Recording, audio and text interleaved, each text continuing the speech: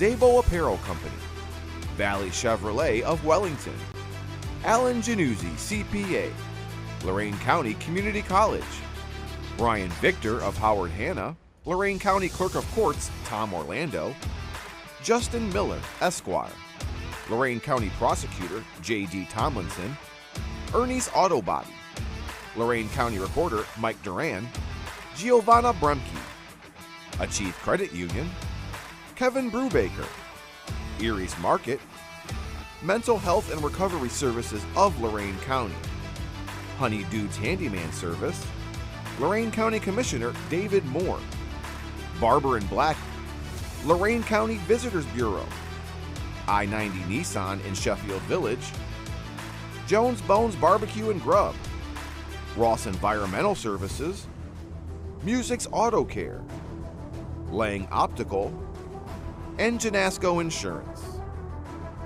Thanks for joining me. I'm Dave Rivera, and welcome to the local portion of the pregame show, brought to you by Slyman's in Amherst, where customers send their friends. Here's the schedule for Week 4 in Lorraine County football. In the Southwestern Conference, Midview is at Amherst, Avon is at Elyria, North Ridgeville is at Olmsted Falls, and our WDLW Game of the Week, Berea Mid-Park, is at Avon Lake.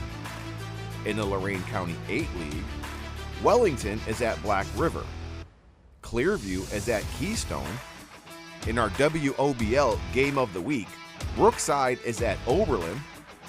In our Lorraine County Sports Network Game of the Week that you can watch live on YouTube, Columbia is at Firelands.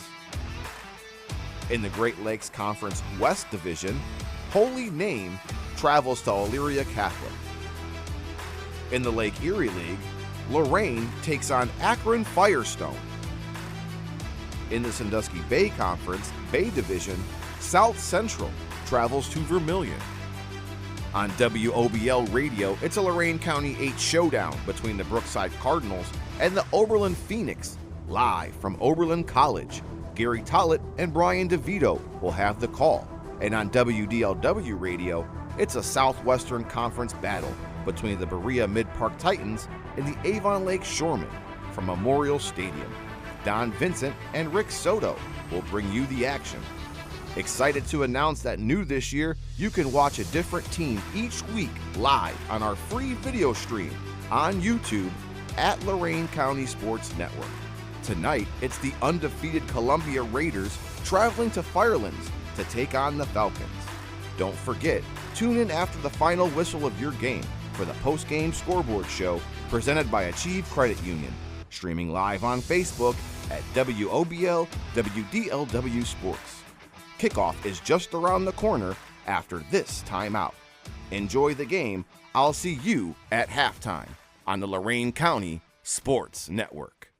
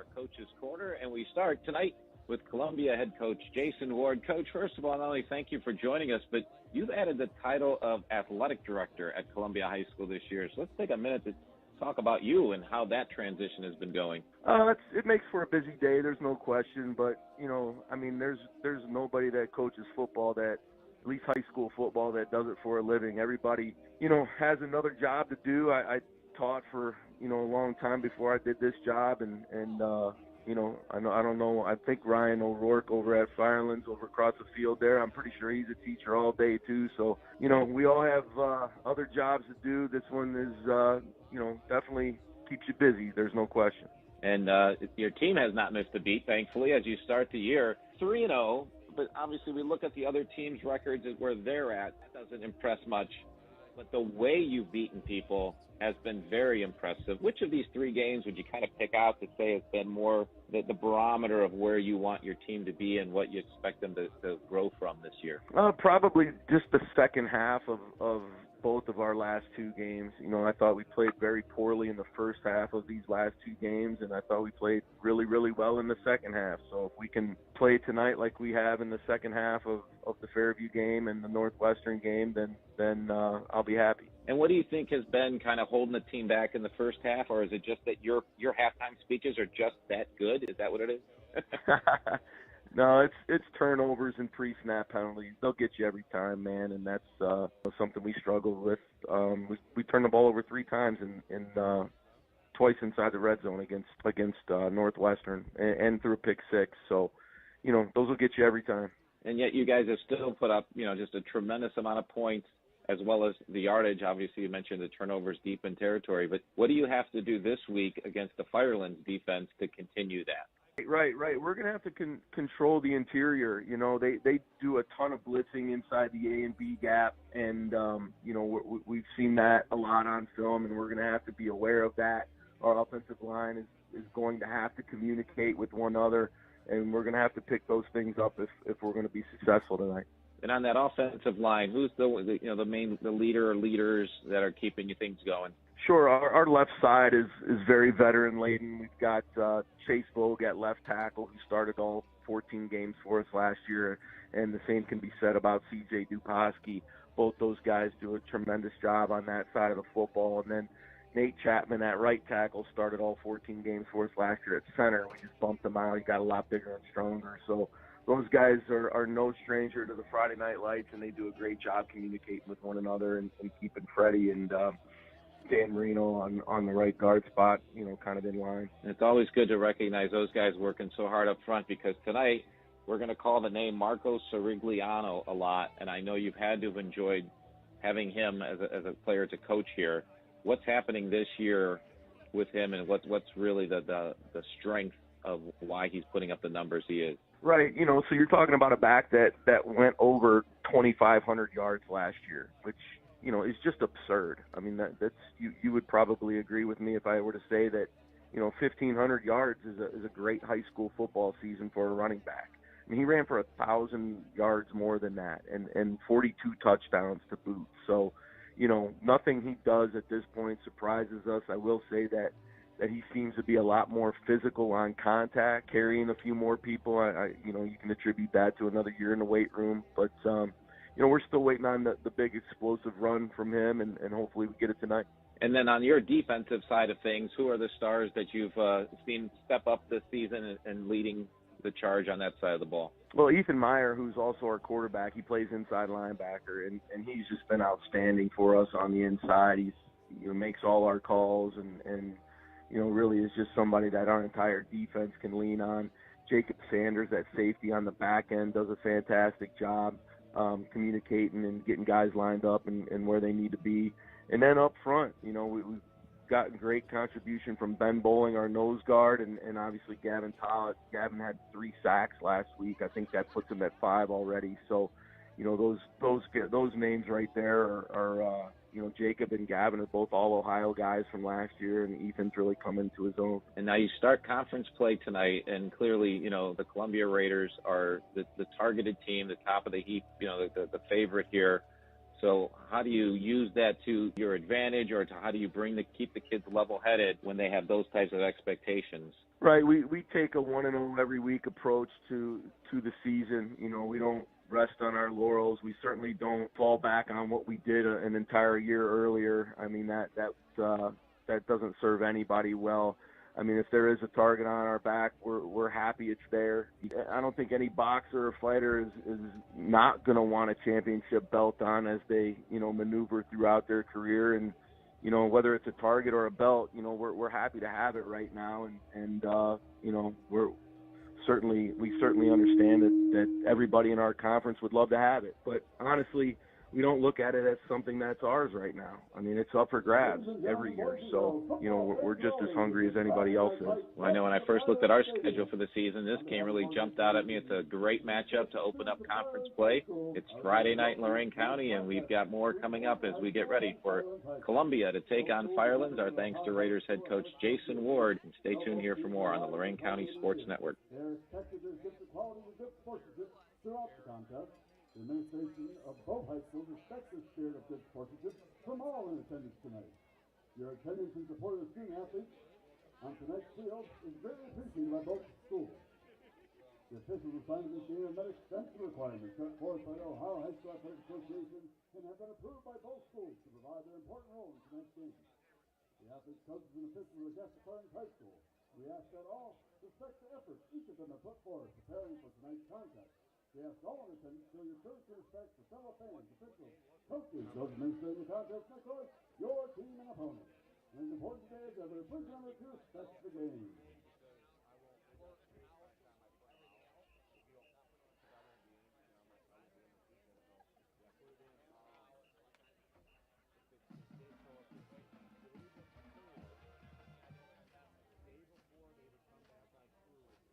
Good evening, Falcon friends, family, and fans. Welcome to Firelands Friday night. And for the first time this season, introducing the pride of Firelands High School, the 2023-2024 Mighty Falcon Marching Band.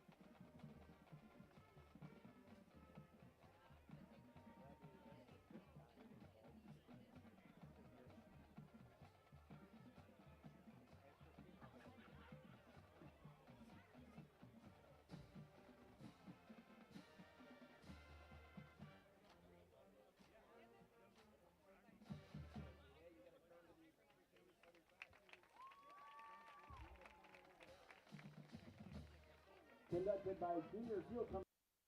As we continue getting closer to kickoff, we get a few minutes with Firelands head coach Ryan O'Rourke. Of course, happy to be back here at Firelands this year, Coach, and happy to have a home game that you guys get to play, right? Yeah, absolutely. It's nice. It's been 4, including our scrimmage, 4 road trips in a row here. So it'll certainly be nice to be able to stay at home. For our listeners who don't know, the power outage, right, that caused the Stillman Cup to be played a little bit further north of your school this year, and you guys came out successfully on that. But of course, everything those first 3 weeks is just preparation for conference play.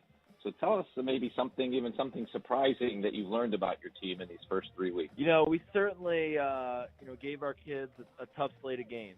We're 1-2. We're obviously not where we want to be, but at the same time, it is what it is. You are what your record says you are, and our kids have had adversity. And the one thing I think over the last couple of weeks that I've been impressed with is our kids' ability to handle that adversity.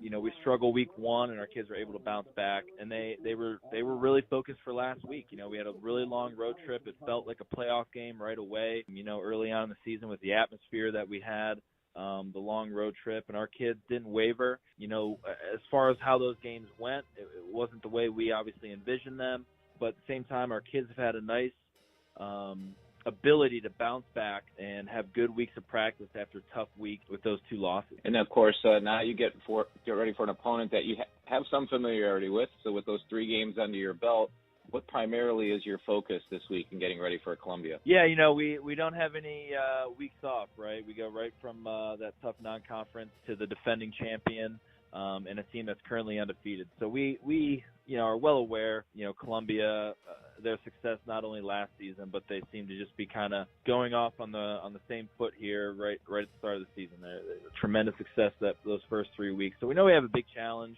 but for our kids, really, it's about getting that confidence back. I think our kids certainly understand they can play with any team in our conference, but it's really about just finding that groove and that momentum in the game.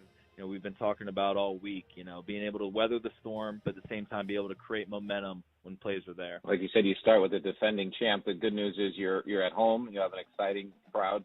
But also, how's your health so far through the first 3 games? Our kids have played physical games, so there are some bumps and bruises, as they say. But, we expect all of our starters to be able to play in this game. And you talk about, getting off on the right foot, but you're going against a kid with 2 feet over there who's an elite running back for the Raiders. So you're familiar with Marco Sirigliano.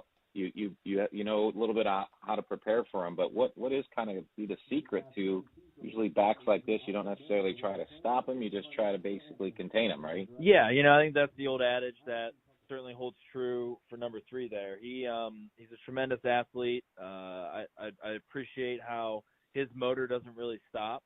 That's certainly a trait that makes him very successful.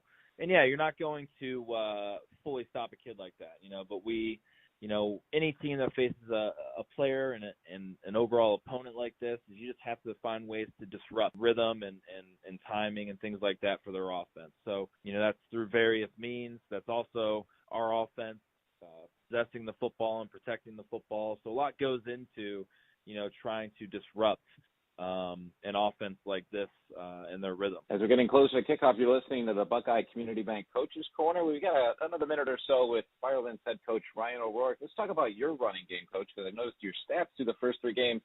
You've gotten a lot of different players' touches, especially on the running game. So is that something that you're going to kind of focus down here as you go into the first week of the conference season, or do you kind of continue to keep the defense guessing? We certainly always want, whether you're throwing the ball or passing the ball, to have 5 threats on any given play, and we always kind of preach that ball distribution. This year maybe it's a little more than it's been in the past, and some of that's just due to, finding out what kids can do. We lost a lot of our offensive production last year. I wouldn't say we necessarily lost ability. We certainly think we have a lot of good players, but we're just trying to find out, what exactly they're good at necessarily, and making sure we start highlighting that more and more as the weeks go on. Well, like you said, it's a big test to start the conference season this way, but as a coach on the sideline, knowing your team now, how this season has progressed, what will you be looking for early in the game to get an idea of whether your team is clicking along how you want them to be? To me, offensively, it's about, can we possess and protect the football. I think when we've had trouble so far this season, it's when we're giving the football away, or we have too quick of drives, we're not sustaining drives. So to me, if we can get off on the right start in that respect, I think offensively we can create some things. And then defensively, I think it always goes down to, can you limit explosive plays? It's very difficult for an offense to churn out, 3, 4, 5-yard gains all the way up and down a field. So if we can find ways to disrupt their timing, limit explosive plays, I think that will give us the start we want. Well, we're happy to be here in Firelands and appreciate having this time with you. Coach Ryan O'Rourke, head coach of the Firelands Falcons. They are hosting the Columbia Raiders as we kick off the Lorraine County League 2023 season. Up next on the Lorraine County Sports Network. As a way to honor the past of our school district, Trevor Wiley embarked on rescuing the bell in October of 2022.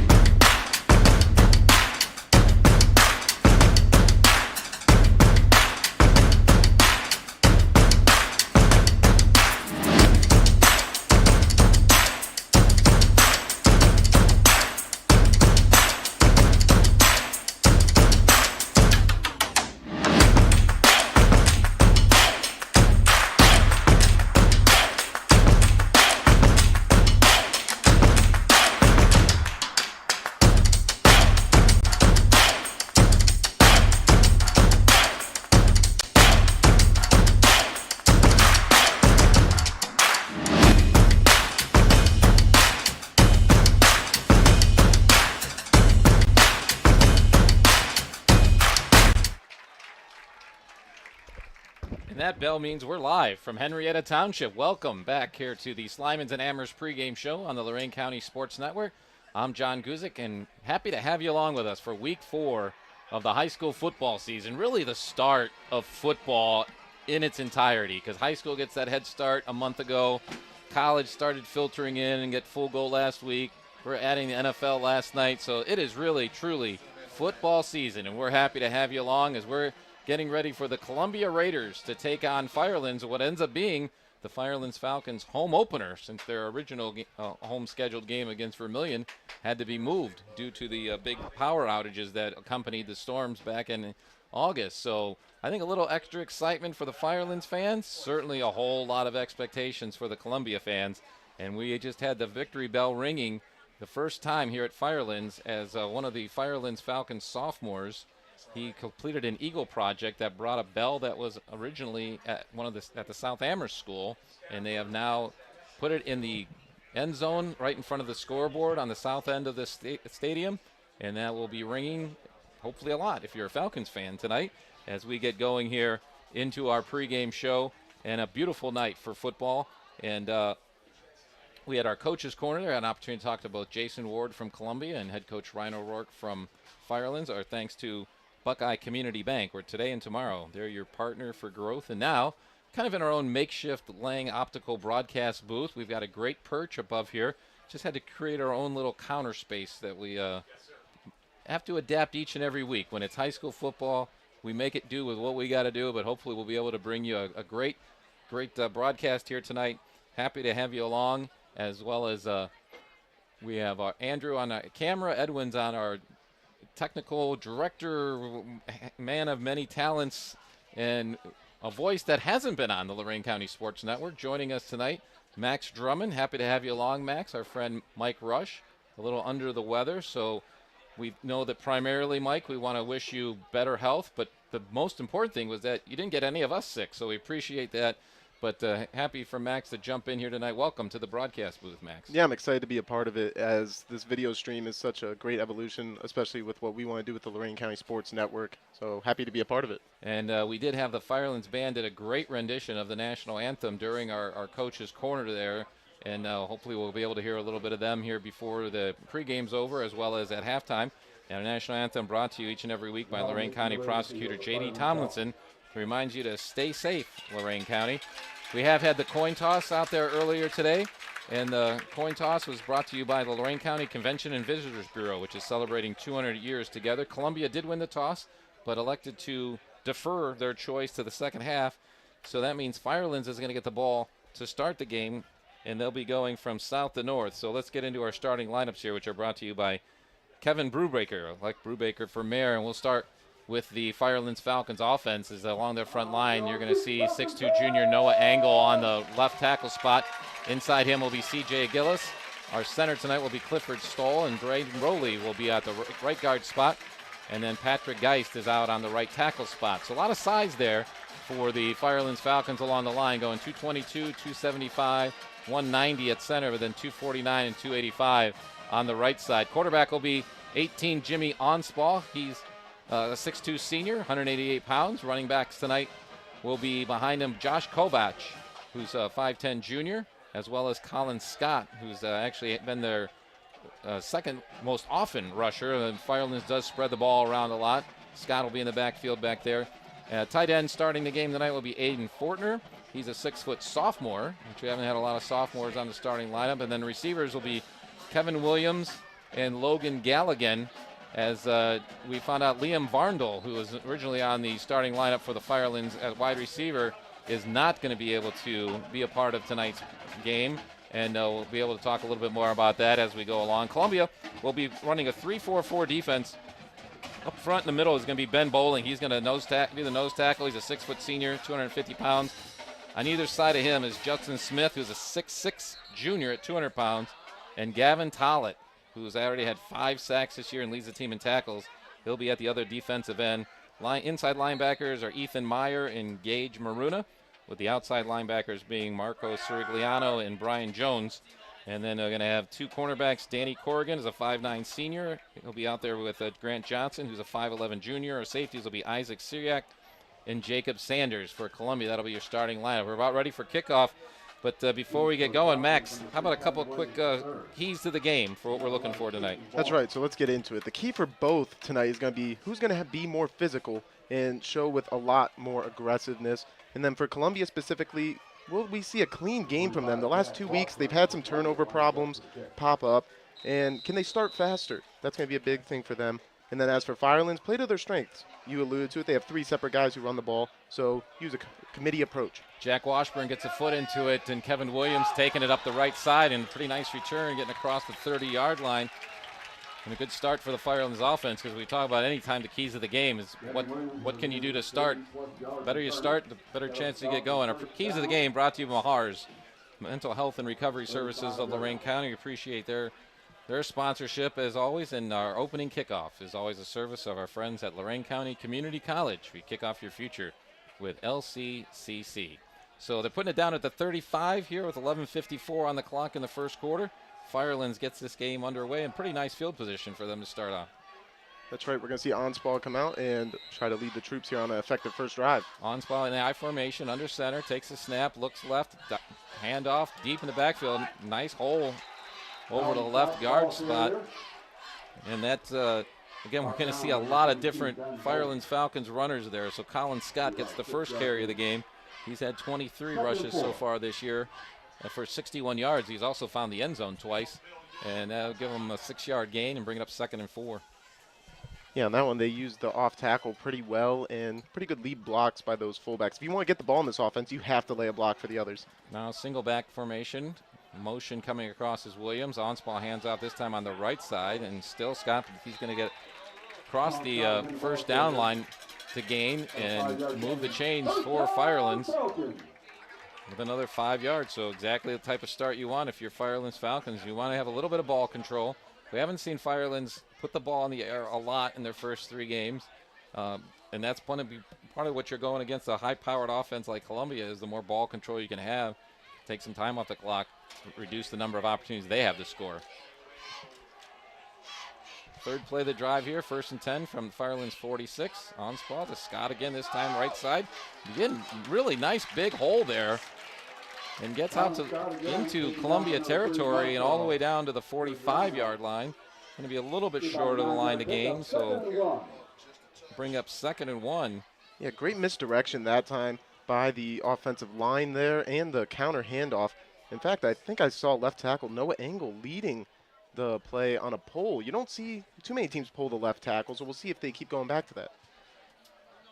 And they're back to the line of scrimmage now, again back to that I formation. Onspall calling the signals, takes it. This time counters back to the left side. Scott again.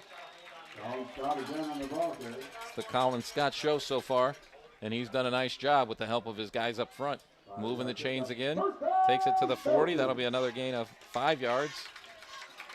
And the 2nd first down on this drive for Firelands. Yeah, it looked like Ben Bowling for Columbia had a chance to get him in the backfield, but right there, Colin Scott just too quick through the hole. And we're going to talk about Ben Bowling in a little bit because he's taken double duty for Columbia because of an injury they have on the offensive side. But Bowling definitely a heart and soul of the middle of that Columbia defensive line. This time Onspall looking to throw, and he's got a receiver wide open on the right side. Slips and falls as he gets past the 35-yard line. And that is Aiden Fortner making the first catch of the game. Yeah, he definitely got himself open. That's right. That's a perfect play call there. Bait into the aggressiveness that Columbia is showing. We saw a lot of defenders selling out to try to stop the run there, and perfect timing for the play action. So we haven't seen much of that through the air, and that's the best way to do it for Firelands so far. 6th play of the drive coming up here, 2nd and 4 from the 34, 9:13 in this first quarter. Ball's on the ground after the snap, but it's covered quickly by Onspall. Actually may have even gained a yard or so on that one. Yeah, it looked like it rolled forward. We were down the field a little bit earlier. It is a bit slick out there tonight. Well, I turned on Channel 5 News at 4 o'clock, and they should have put up the radar, and there was a little light rain cloud right over this football field, it looked like. And so the roads have dried up, but yes, walking out on the field before the game, the grass is definitely still wet. Onspall on 3rd down. This time he hands it out on the left side. It's Scott again, and he is going to get another first down for the Firelands Falcons. It's going to be their third first down of this drive. He gets it down to the 28-yard line for another gain of 5 for Firelands. 7 plays, 3 first downs. That's a pretty good formula to start the game here for the Falcons. Absolutely, and 6 of those 7 plays have been run, so we're not too surprised there, but it's the variation. They're not running the same kind of run play or formation. Well, you said you even pulled out that the pulling lineman at one time, and they're running the counter a couple of times as well. All right, pistol formation for Onspaw. Takes the snap, hands it off. Collins. Oh, this is not Scott. First non-Scott player to take the handoff there on the left side. And Jimmy Berry takes it across the 25 down to the 23-yard line. So that's going to be another 5-yard gain for Firelands. Start putting out 5-yard plays on the average. You're going to get a lot of success there. 7:52 now in the first quarter. Most definitely. And with that, it'll be interesting to see how much we see of each, especially in the first half. Onspaw takes the snap. Again, handoff left. Big hole again, gets Berry out to gets a nice block off the left tackle, but then carries the guy out of bounds, and now we're going to get a flag for a late hit as Berry gets thrown down to the ground after he was well out of bounds. Of course, yardage-wise, this will not be a significant penalty because it's going to be a half the distance, but now we've got another flag thrown at the goal line. So we may have, I think we definitely have a late hit on Columbia. We may also have an unsportsman. So dead ball, personal foul on Columbia. But because it's at the 5-yard line, it's going to be a 2-yard penalty. Taking it to the 5-yard line makes it a 18-yard run for Berry and another first down. And then the penalty moves it down to the 3, where it's first and goal for Firelands. 7:30 to go on this opening drive of the game. Handoff is Berry again. This time he gets wrapped up quickly by Gavin Tollett. Got his arms around him and pulled him backwards. So I'm thinking might have gotten a yard. Looking at the line judge. He's got it moved a little bit closer to the 1. Still call it the 2-yard line, but a gain of 1 on that one because of the whole 2.5-yard penalty that we don't do decimal points in football except when we rate the dog. Right. All right, second and goal for the Firelands Falcons. Opening drive of the game. Onspaw takes the snap. Quick handoff inside and just pushing his way forward and over the line of scrimmage for a touchdown for Firelands is Josh Kovac, who just gets his first touchdown of the year. And what an opening drive for Firelands to take it straight down the gut of the Columbia defense. And the victory bell is ringing. That was just installed earlier for this game. Is ringing loudly in the south end zone as Firelands now going to kick the extra point in the northern end zone. See if they can make this a 7-0 game. It's the 6:50 mark of the first quarter. Snap is out. Kick is up and good. Making it 7-0 for Firelands with 6:50 to go in the first quarter. We'll be back with Columbia's first drive of the game right after this on the Lorraine County Sports Network.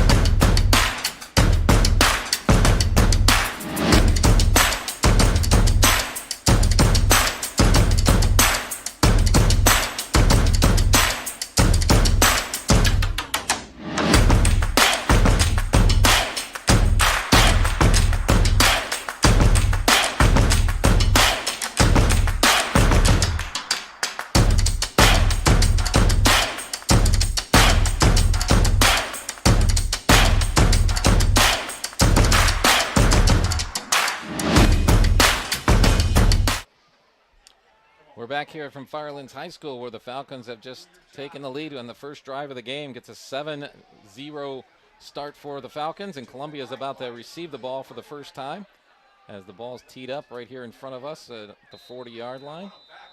And we've got Rocco Iafola teeing it up. Kick is away. Nice kick right down the middle of the field. Gets back to Marco Sirigliano at the 1. Brings it out. He's out to the 20, over the 20, still moving, and gets up over the 25-yard line. Nice return. Excellent kick by Iafola for Firelands, but a 25-yard return will give nice starting position for the Columbia Raiders here on their first possession of the game. The first possession for Firelands was a drive of 11 plays, 5 minutes and 4 seconds they took off the clock, with Kovac taking it in the final 2 yards for the score. 7-0 here now with 6:44 left to go in the first quarter. So that's almost half the first quarter gone now. We'll see how Columbia chooses to respond, if they try to make it a track meet or if they also try to take some more time. Columbia's colors are white and a Kelly green, but we've learned before the game that's a chrome green color on their helmets to make them look a little sharper out there. And first play of the game goes over to the left side of the Columbia offensive line. Gets out to about the 30. 4-yard pickup.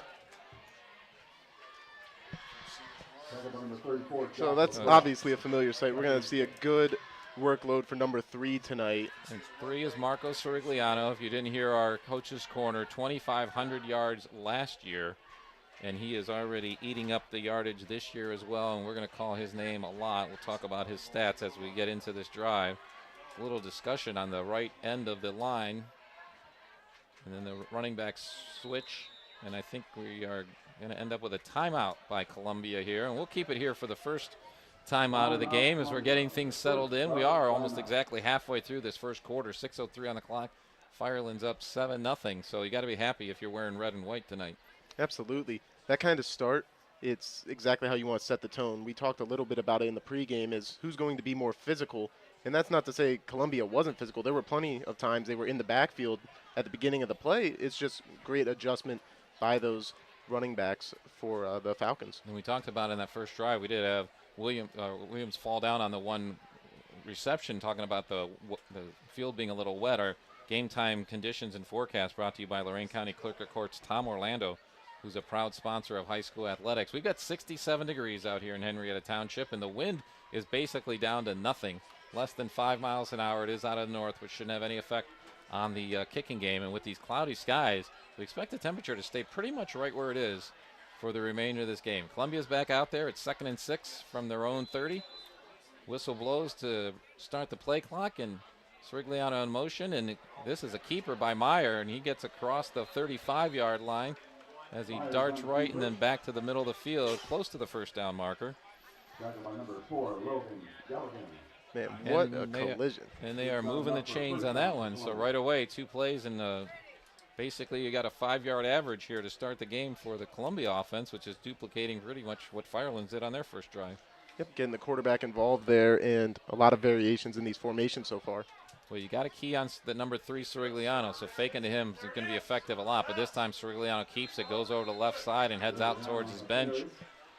And again, another nice run. Now, Coach Ward talked about that. One thing Marco hasn't done in these first 3 games is really had that big play breakaway, and that's one of the things that Coach O'Rourke talked about that you need to avoid against a team like that.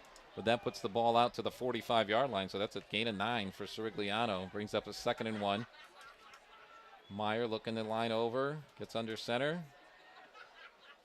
This time he fakes to Sorigliano and rolls right to pass, and he's got an open receiver who's got enough for the first down and gets into Firelands territory. That's Jacob Sanders. Sanders skips out of bounds in front of the Firelands bench with plenty for a first down. First pass play of the game by Meyer successfully. That's a gain of 7. Yeah, they have so many playmakers on that offense that I feel like, especially last year, Jacob Sanders seemed to fall by the wayside or was forgotten about.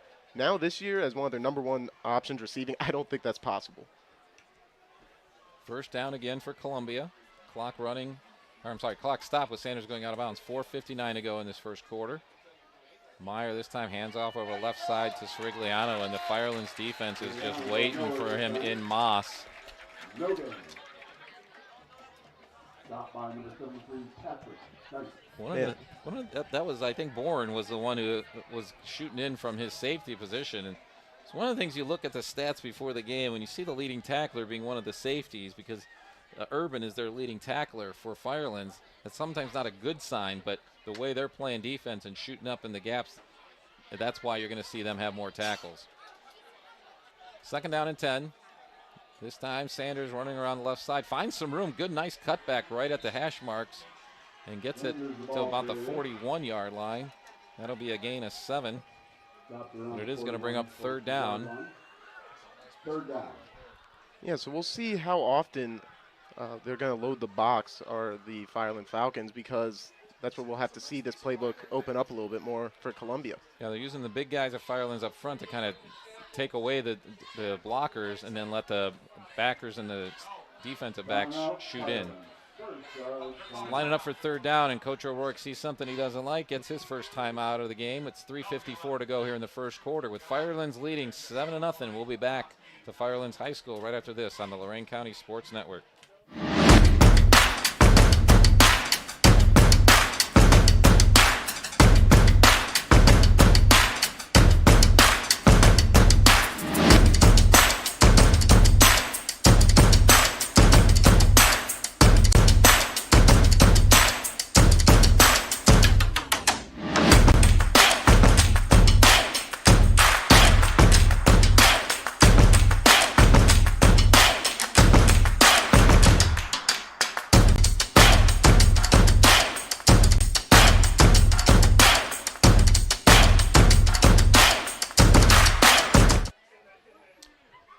Back here in Henrietta Township on the Lorraine County Sports Network, I'm John Guzik along with Max Drummond. I got to tell you, Max, first time you and I have worked together, you have an excellent start to the game.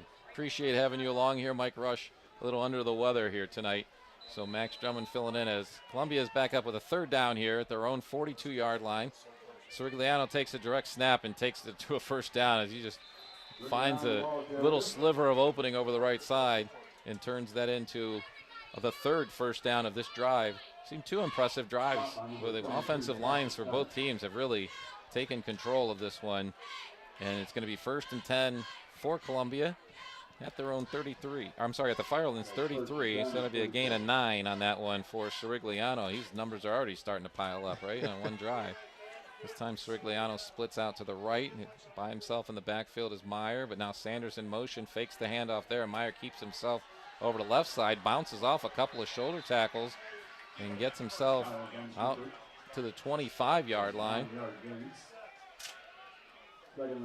Another gain of 8 there and just impressive that both teams can come out because you have so many guys going both ways that we announce our offensive linemen. They're usually the same defensive linemen. So the fact that the offenses of both teams are winning the battle at the line of scrimmage in this first quarter is really interesting and something we'll have to follow as the game goes along. Second down for Columbia.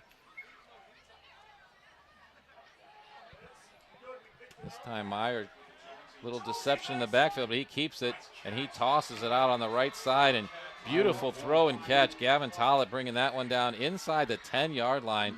Meyer, great job of lofting it over the defender's head, and Tollett had to put his hands up above the helmet to bring that one in, and that's going to bring it into the I-90 Nissan red zone down to the 8-yard line on that pass play. That gives them 17 on that one. Yeah, Tollett there just using his height, knowing that he can outstretch almost anybody on that field. Now, I heard the Columbia coach as a box over, they had a guy wide open. Brian Jones, the fullback, slipped down. He was in the end zone. We'll see if they can get in here. Now that's going to be a little stutter step on the motion. It's one of the way I had that last night in the NFL game where they said it's a false start on everyone moved but the center, which is a way of saying it. And I think that might have been something like that because we saw a couple guys move and then hesitate and stop, and flag comes out, puts it back to the 12-yard line. That's right. That's a tough play for the center there. Most of the time when there's a false start, one guy gets called out. So right there, really putting the spotlight on you. First and goal, but they are at the 12-yard line. Meyer under center. Sirigliano one back behind him. Meyer takes a snap, hands off left tackle, movement for Sirigliano, and he gets it back not only past the original line of scrimmage, but down inside the 5-yard line as the clock is now running under 2 minutes here in the first quarter. And they'll put it down right at the 5. So that'll give it a gain of 7.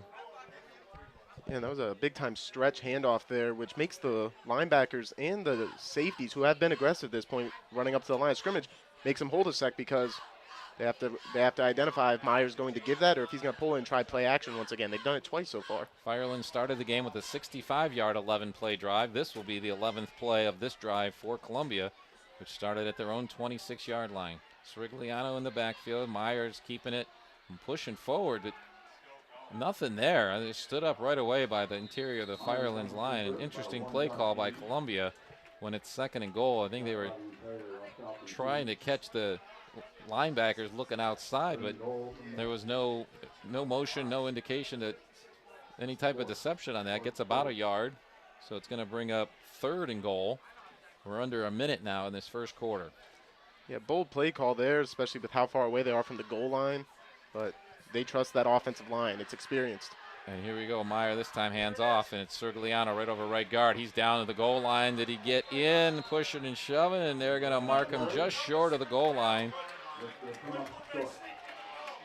He's inside the 1, but not quite to the line. It's going to bring up 4th and goal. Is there any discussion on this one, Max?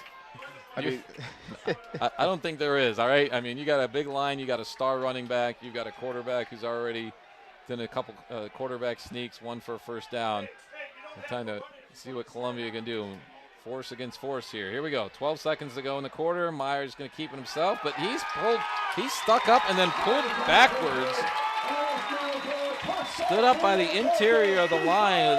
That line anchored by Colin Adkins, and he stood him up enough for Logan Galligan to come around the outside and pull Meyer back, and he's denied. Firelands will take over on downs inside the 1-yard line with 6 seconds to go in the first quarter. Wow, what an incredible start for the Falcons. 7-0 Firelands. We're live behind the brand new Firelands High School, which I found out. I went looking for the officials before the game. The locker room they're normally in, which is on the south end. And I'm told, no, they're in the new school. And I'm like, well, that's all the way on the north end. So I'm getting this. I got some extra steps in before the game. All right, Firelands starting their second drive of the game inside their own 1-yard line. And this might be the last play of the first quarter. Let's see. It's a running play, quick handoff up the middle, and good push by the interior of the Firelands offensive line just to get some breathing room off the goal line. They're going to put it down at the 3, and the quarter is going to end, and we are going to take a break here. That was a wonderful first half. What a great competition we've got going on here. Columbia, the favorite in the Lorraine County League, taking on Firelands in their home opener for the 2023 season. And we'll be back with more. The second quarter starts next here on the Lorraine County Sports Network.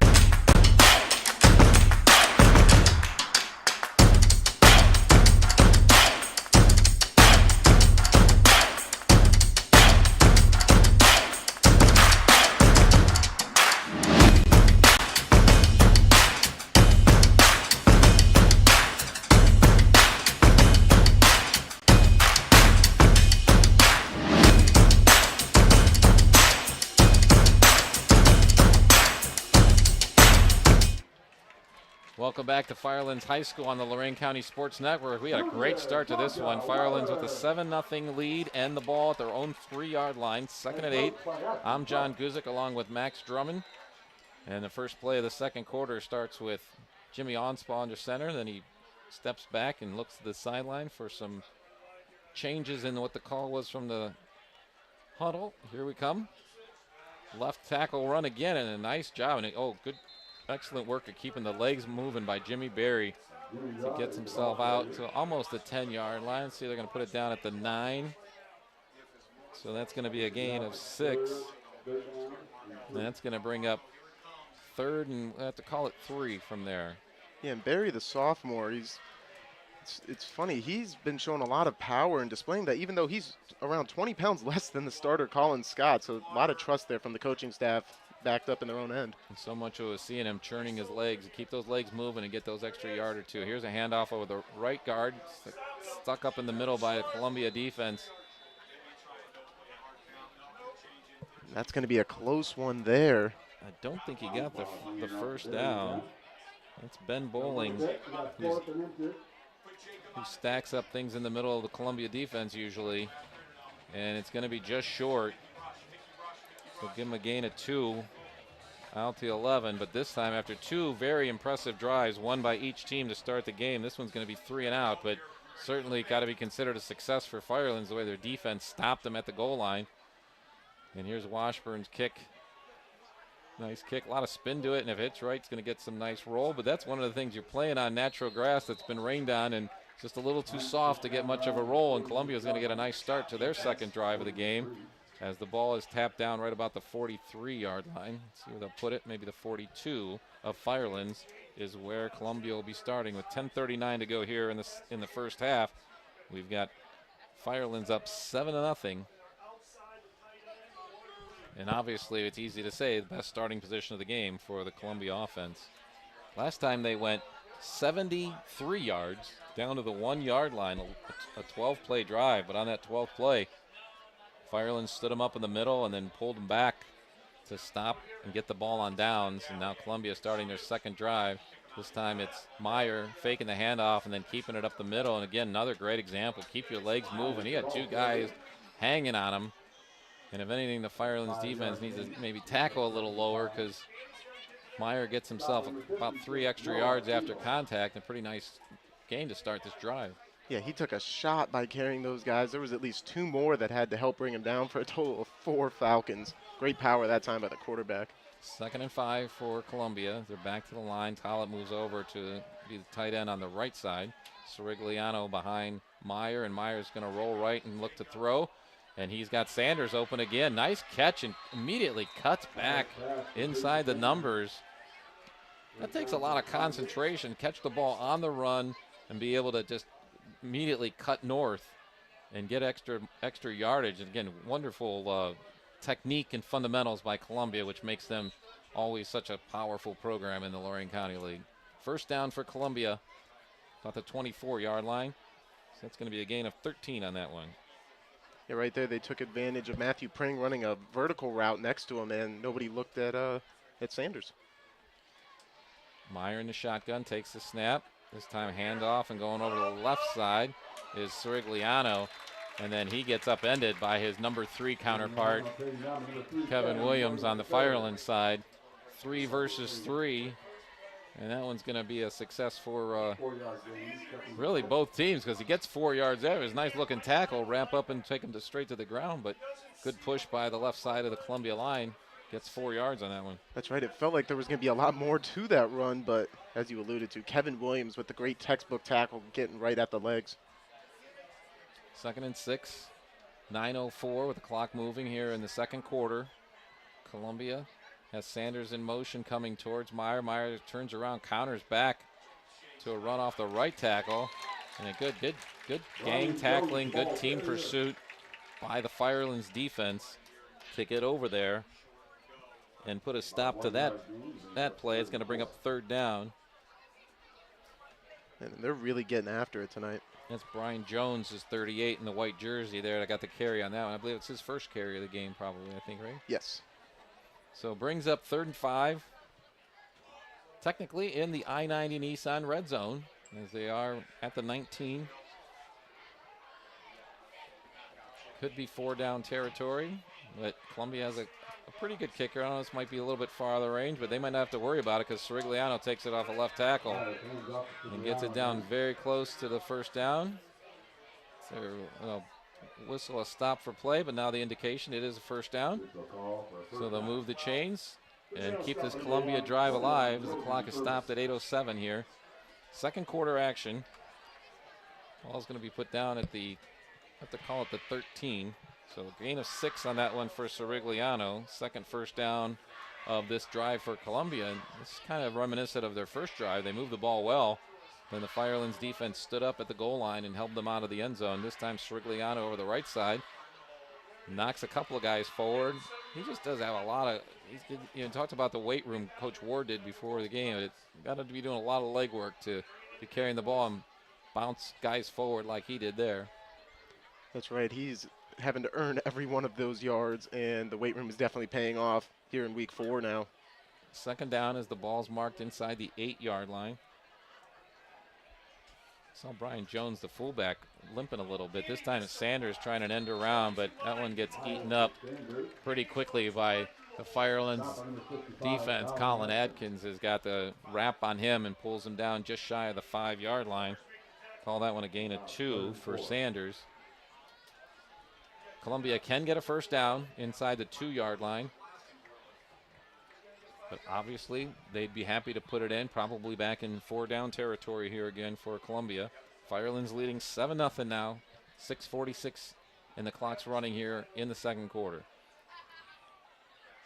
Meyer rolling right, has plenty of time, still rolling and keeping himself and take it all the way into the end zone.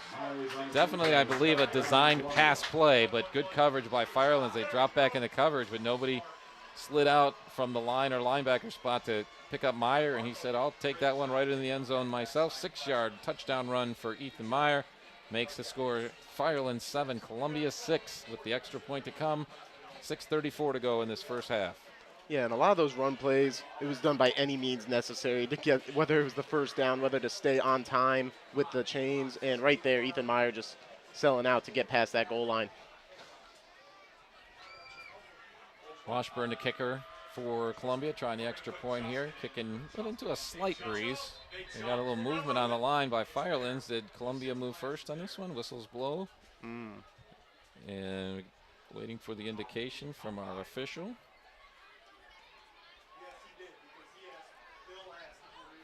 And it is going to be on Columbia to move that one back 5 yards. Our referee crew tonight is led by crew chief Brian Crummy, who's giving us the indication there. And our crew brought to you by Justin Miller Esquire, serving your legal needs. Appreciate all our sponsors having along there, and appreciate Brian Crummy with his communication to us up here in the booth. As Columbia will try the extra point from 5 yards further out. Still Washburn has it lined up. This will be a good test kind of later in the game, kind of see where your kicker's range might be if you need a field goal later. This time snap is good, hold is good, and the kick is through the uprights, tying us up. It's 7-7. It's Firelands and Columbia with 6:34 to go in the first half. We'll be back with the next kickoff right after this on the Lorraine County Sports Network.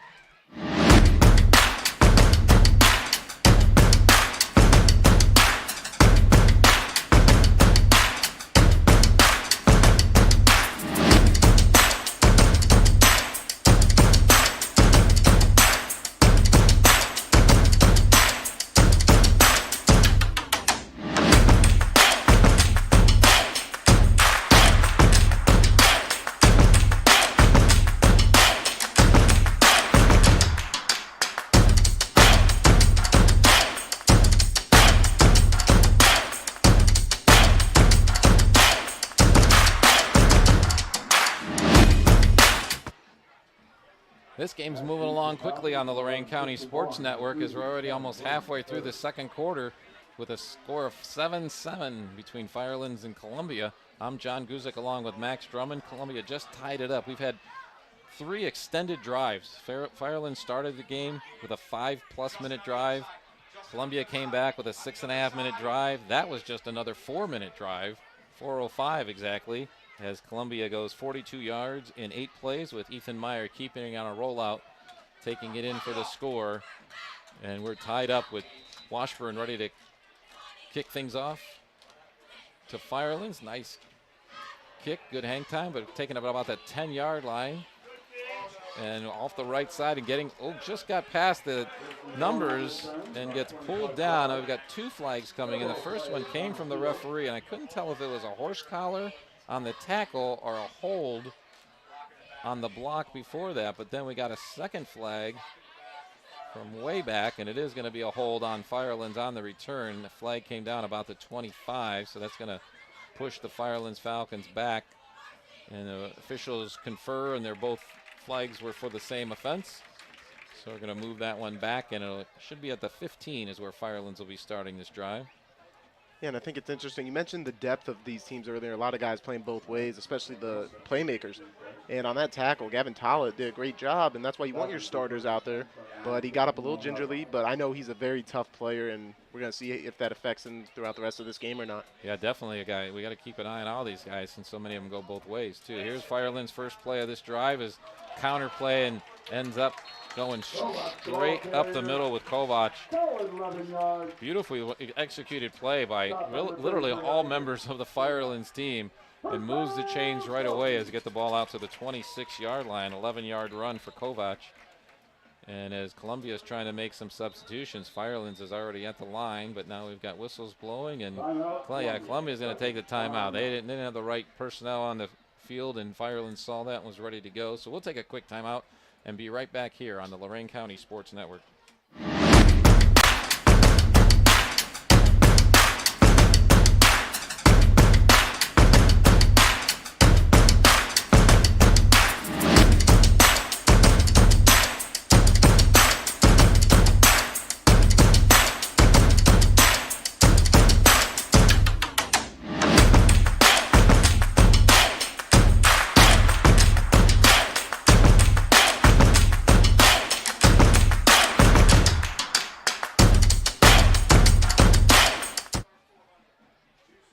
Another beautiful Friday night for football. I mean, I'd probably say that if we were here a couple years ago and we had a lightning delay for a while, but beyond that, anything's a good night for football in Lorraine County. A timeout is brought to you by Lorraine County Recorder Mike Doran, securing and organizing real estate documents. Thank all of our sponsors on this inaugural season of football on the Lorraine County Sports Network. This is Firelands quarterback Jimmy Onspaw keeping it around the right side, gets outside the numbers. Got a couple of yards on that one. Good pursuit by the Columbia defense, and probably a good timeout by Columbia coach Jason Ward on that one. That's his second one of the half, but they definitely were not ready for that last play that Firelands is getting their offense back to the line of scrimmage again here. 2nd and 8. Yeah, it was a great play there by Isaac Syriac. I mean, he took on the lead block and made the tackle. Normally you just want your corners to set the edge, but he managed to pull off both there. Here's an end around to Kevin Williams for Firelands, getting on the left side. But again, good pursuit. Tried a little misdirection from Firelands, but Columbia's defense staying home and bringing up a 3rd and long here for Firelands. 5:27 to go in the first half. Tie game, 7-7. Yeah, talk about physicality. I mean, we saw Ethan Meyer do it on offense. It's one thing when you're the ball carrier and you're able to run somebody over or try to carry somebody along. Right there, not afraid to put his nose down and go make the tackle to force this crucial 3rd down here for Firelands. Yeah, you can call it 3rd and 5, 3rd and a long 4, whatever you want to call it. But definitely this is kind of a key play early in the game. I mean, we're tie game, but Firelands had the big drive to start, 3 and out on their 2nd drive. This their 3rd drive, and Onspaw gets pressure right away from Marcos Rigliano, who comes up with the big sack, and Onspaw just had no chance to even find anybody. Sirigliano coming from his outside linebacker position and just ate him right up. Mark it back at the 25-yard line. That's going to be a loss of 7 and bring up 4th down and very long for the Firelands Falcons to bring out their punt team. Man, so they used that counter very effectively, and they've also been doing the play action off of it. Well, they tried both at the same time, did not fool Sirigliano. Colin Scott, the punter. It's a good snap. Gets it out to an open area, and this time he does get a little nicer bounce here, maybe a little firmer part of the field along the edges. Gets it into Columbia territory, and the ball down.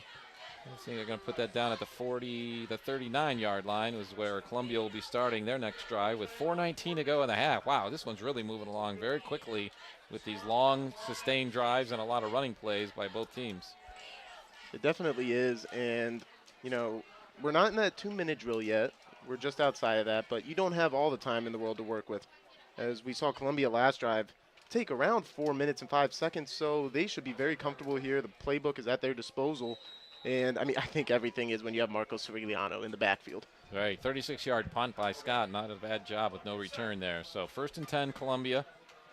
Meyer in the shotgun. Takes snap. Sirigliano's direct snap back there, and he's taking it straight forward and gets about 2 before he gets pushed back by the middle of the Firelands defense. Bring up 2nd and 8 for Columbia. We're coming up on the 4-minute mark already of the first half, and I'm going to check in on the action that we have on the other parts of our WOBL, WDLW family. As with WOBL, they have they're at Brookside or at Oberlin. Yes. At Oberlin this week with Brookside. And then DLW has one of the more competitive expected matchups of the night with Avon Lake taking up on Berea in Southwestern Conference play. But we got a great one here. 2nd and 8. Sanders in motion. He takes the handoff from Meyer around the right side, and he's got a nice gain and still on his feet into Firelands territory, but I'm pretty sure this one's coming back. as we've got a flag back at the original line of scrimmage where this series started, and at the 39-yard line.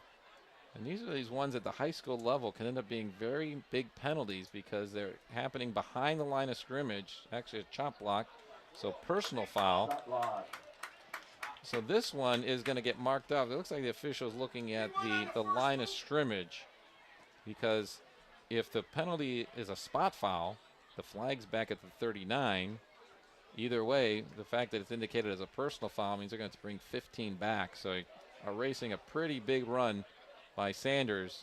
They got all the way well into Firelands territory, and now they're walking this back after a little discussion about where to mark it from. Let's see where they ended up stopping at. So they're taking it to the 26-yard line, so that'll be from where the line of scrimmage was on that second down play. Yeah, and that's very frustrating. Obviously, anytime that happens, but it was on the opposite side of where Sanders was running. You hope you can avoid a block like that because it may not have been necessary for him to be sprung for a run like that. Yeah, and he was already in motion from that side, so it's one thing if you say someone was going to track him down, but he was well away from the play by that point. Here it is, second and long for Columbia. Meyer hands off. Sorigliano cuts back to the right, has some running room in the middle of the field, and gets close to the original line of scrimmage where this series started. They're going to mark this one at the 37-yard line. That'll be a gain of another 11 for Sorigliano. Do we have a subtotal on where he's at so far tonight? Do we? Yeah, so at the moment we're looking at roughly... He's got to be over 50, I think, right? Roughly 46 yards, so he's got a good average going as well right now, a little over 5. Big play here for Columbia because third down and they're behind the chains. 3rd and 13, and it looks like Ryan O'Rourke wants a timeout, and he does get it just before the ball snapped. Saw Ryan O'Rourke giving that T sign to the line judge several times. I didn't know if he was going to get it granted before the snap was made, but he does. We've got 2:44 to go here in a tie game. Great game so far. I mean, I didn't know exactly what to expect because Columbia certainly is high-powered. They're 3-0. They're scoring a lot of points.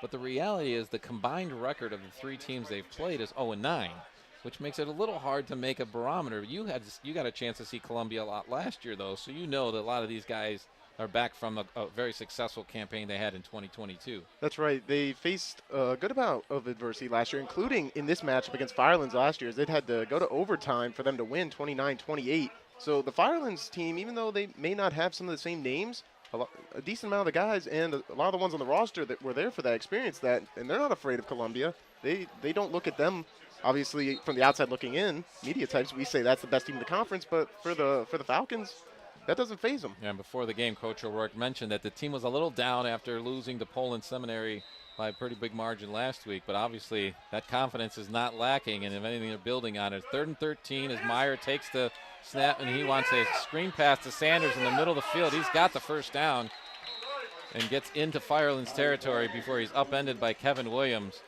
But a great play and a 15-yard gain, 14-yard gain. They'll put it down at the 49 of Firelands. And a first down for Columbia, 2:32 with the clocks moving again already after the chains are set. So now you are officially getting into that 2-minute drill if Columbia wants to try to put up any more points in this half. Meyer in the shotgun all by himself back there. Got 2 wings on either side of the line and 2 wideouts. This time he's going to hand it off. There was Sorigliano coming around from his right side slot, and he cuts it up just outside the hash marks and gets out to the 45-yard line. So a gain of 4. Clock continues to move at 2:03. 2nd and 6 for Columbia. Yeah, and it's very interesting the different ways they're handing it off to Marco. Right there, he's coming from his wing back. We've seen that a few times, and it's been pretty effective moving him around like that and getting a lot of different guys the ball. It's a pretty exciting game. I'm getting into this, man. This is a lot of fun. Here we go. Meyer under center. Turns, fakes the handoff to Sorigliano, and he's got defender in his face, but somehow he gets the ball away. And the ball is caught out on the right side. But great defense all around by Firelands because pressure right in Meyer's face as soon as he dropped back. He was able to get the ball off and complete to Jones, but then Jones gets dropped immediately. Clock still running at 1:19 with 3rd down coming up. Call it 3rd and 4, 3rd and 5, I guess, is not quite to the 43-yard line. Meyer takes the shotgun snap, looks down the middle, and he's got an open receiver. I think that's a catch and a fumble. We're not seeing any indication from the officials, so that's got to be what it is. Ball's picked up at the 14-yard line and headed back the other way for the Falcons. That's Tristan Bourne. Tristan Bourne picks up the fumble about the 14-yard line, takes it all the way out to the 39 of Firelands. My goodness. I mean, what a collision across the middle, and he hit him in the midsection. It was a very good, clean hit, and there's just enough to get the ball out. The pass is complete to Danny Corrigan. He's down, unfortunately, with an injury at the 20-yard line, so that's going to end up being a 25-yard gain on that play, and Corrigan is up and going off the field on his own power. But the fumble comes out as a good hit, and it's one of those plays where if we had replay, we'd definitely be looking at replay, because did he make a successful catch? He definitely turned his head upfield, had the ball, and there's things in the rule book about getting your feet down as well. Of course, the Columbia coaches, as we're hearing, are not agreeing with that call. They wanted it to be an incomplete pass. Well, it's very bang right there, very quick. It's very close, and especially in any fast-moving sport like this, an official's got to make a split-second reaction because you're not anticipating that play. You're first trying to make sure that you're out of the way when the ball's coming down the middle of the field. But it is going to be Firelands starting this possession. Only 54 seconds left, so let's see what they can do from their own 39. And they're going to hand the ball off and go over the right side with Colin Scott. Flag comes in, so this one's on a second flag comes in as Scott takes it out of bounds at about midfield. So this one's definitely coming back. Interesting. Both of the last two drives started at the 39-yard line of Firelands. That's where Columbia started their drive that ended up with a fumble. And now Firelands starts their drive and gets a penalty, so this one's going to be called back. And the flag's thrown right at the, let's see. We're going to give them a 1-yard gain as they mark off a 10-yard penalty and put it down at the 30-yard line. So bring up second and 19 with 47 ticks left to go. And some fans for Firelands may be upset that was a run play there, but I think with Columbia getting the ball to start the second half, you don't want to do anything to throw or swing the momentum right here this close to halftime. You're tied, and that's all you can ask for right now. You can't change who you are all of a sudden in second quarter, but here's a reverse, and it's Kevin Williams, and he's still got some running room, and he's got some speed. He gets a push at the 35. It looks like he stayed in bounds, and tell you what, you don't need to go to a pass play because you got a touchdown. No, they are. I thought this is a very close play. I thought he fumbled after crossing the goal line. The official is waving touchback, which means the ruling on the field is a fumble before he got to the end zone, and the ball goes out of the end zone, so Columbia would get the ball back to start their own drive at the 20. They're going to talk about it, but the official made an immediate indication. I was looking at Williams going across the goal line because from this angle, I thought he had made it. It actually looked like he may have stepped out around the 35, but the line judge was following that one straight down. That's what I was wondering about as well. With 32 seconds left, Columbia is going to get the ball at their own 20. So we're going to give a gain on that one. That ends up being a 69-yard run for Williams with a fumble at the 1-yard line. Goes out of bounds, so recovered by the team recovery for Columbia. Wow. I mean, it feels like we've had it all in this first half. Well, we had the Firelands student section running to the corner of the end zone to congratulate Williams and the team behind him, and the official comes from the back line, immediately indicated fumble and ball out of bounds. So no hesitation by this refereeing crew. And now Marco Sirigliano right up the middle, and he does get a first down. So the clock's going to stop here at 25 seconds. Gets out to about the 35. Columbia still rushing to the line. They do have one timeout left. Coach Ward had to use a couple of them there in the first half, and I think he might be using his third and final timeout here. But we'll keep it right here as Sirigliano gets it out to the 34-yard line. That's a gain of 14. All of a sudden, we only had 3 drives, 2.5 drives in the first quarter. And all of a sudden now we've got these multiple changes of possession. First a fumble on a big pass play by Columbia that would have put them in the red zone. and then a huge turnover with a fumble. I guess we mark it at the 1 yard line is where he lost it. Right. But that gives him a 69-yard run. That's the longest run of the year by either of these teams, and yet it results in no points, and actually Columbia taking the ball over, 25 seconds still to go in this first half. I mean, right now, I mentioned the momentum being swung before the half based on play calling. I mean, that hasn't even been. Well, we talked about Firelands running. You can't change who you are. You can't all of a sudden become this deep-throwing passing team. But what a creative play by Coach O'Rourke to call that and executed it perfectly for the first 69 yards of it, at least, by the Firelands offense. Here's Columbia trying to see if they can still make something out of this second quarter. Meyer in the shotgun has flushed out of there. Now throws it right. He's got a receiver open, and it's Sanders who catches it just inside Firelands territory and then jumps out of bounds at the Firelands 45. So that's going to be a gain of 21 on that pass play and another first down for Firelands. Clock stopped now, 17 seconds to go in this one. Wow, we are all of a sudden seeing these big-time offensive plays. Meyer getting in the shotgun by himself. He's got trips left and 2 receivers to the right. Low snap, but he handles it, gets it out immediately. Sirigliano catches it on the right side, trying to get out of bounds, and the indication is that he did. Just inside the 40. They'll mark this one at the 38, so that's a gain of 7 on that pass play. Meyer to Sirigliano, and only took a few seconds as we still got 11 ticks on the clock. Play it right, you can get 2 plays still this half, possibly a third. Washburn, we showed in his last extra point, had to be an extra 5 yards, so he has some range, certainly not in field goal range at this point as Meyer drops back and going to go with a deep ball down the right side, and he's got Tollett out there inside the 5 yard line, but defended well by Firelands, and the ball falls to the turf with 4 seconds to go. Yeah, it's a great job that time by Devin Lynn of Firelands trying to force the Tollett over to the sideline, using that as an extra defender. And in a jump ball situation like we may have now, that's probably who we're going to target. It wouldn't surprise me if they try to double him, but with 5 wide, Columbia's making them cover a lot of the field right now. Well, Max, that's a great observation because with 11 seconds left, if that ball doesn't get to the end zone, Tollett wants to get out of bounds, and the defender used that to his advantage. Now, with 4 seconds left, this one could go anywhere on the field because this will be kind of a desperation play for Columbia, and now that they've seen the offense setup that Columbia brought out, Coach O'Rourke says, I'll use my 3rd timeout. I can't do anything with that in the locker room, so right. We'll take an extra timeout now, but we'll leave it right here. 4 seconds to go. We've got halftime coming up, and we'll have some features for you during the halftime show. Grab some scores from some other games from across the county. And, of course, we get to rate the dog. We are rating the dog today, right, Ed? Right?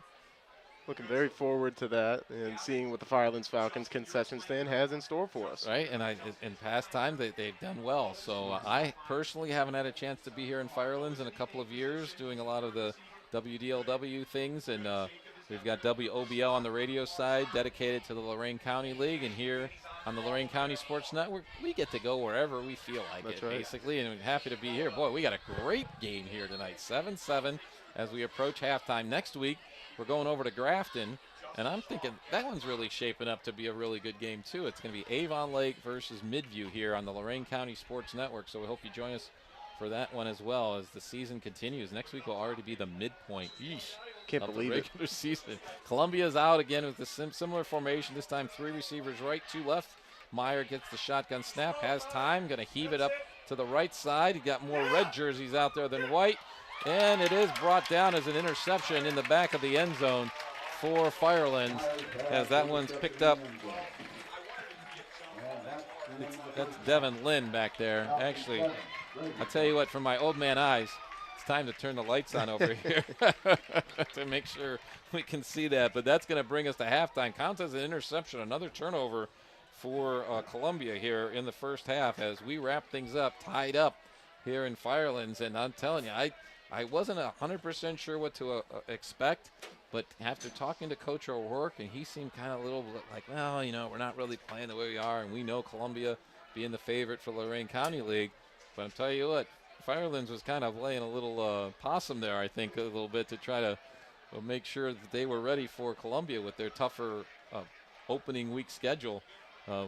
Going up playing Edison, we were told that Edison, a very good team this year. We're going to see them on the Lorraine County Sports Network later this year from Vermillion, and then Poland Seminary, which of course is a team you have more knowledge of Poland Seminary than I do. Whatever your knowledge is, it's more than what I do. But it was a very decisive loss that Firelands took on that one. And here they are out here as we had 2 great drives to start the game. And then Columbia came back with a second quarter score. We will recap the drives and give you some stats as our halftime show has arrived here in Henrietta Township, where it's Firelands and Columbia tied up at 7. And we'll be back with more after this on the Lorraine County Sports Network.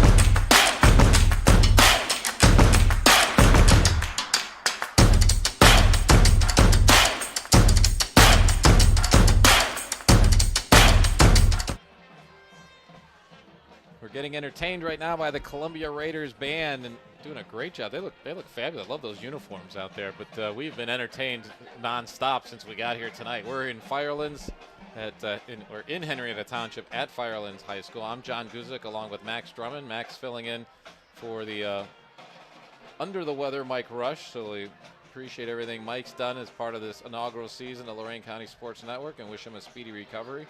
and get back here, but appreciate Max jumping in here. Makes Dave Rivera back at the radio station studios do double work because Max was slated to help him out there. But they recognize that I need more help than Dave Rivera does to do a broadcast.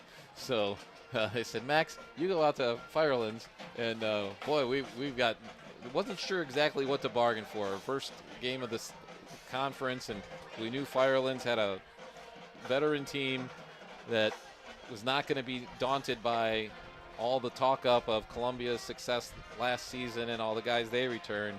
But I don't know if anyone could have predicted such a barn burner and exciting contest we've had so far. So if you're just joining us now, make sure you stay right where you are, because we got a good one going on here as we open up league play here in 2023 for the Lorraine County League. This game started with Firelands taking the ball at their own 35 and went 65 yards in just over 5 minutes, capped off by a Josh Kovach 2-yard run. Kick was good, and we had a 7-0 start. Perfect start for Firelands, but Columbia had a big answer.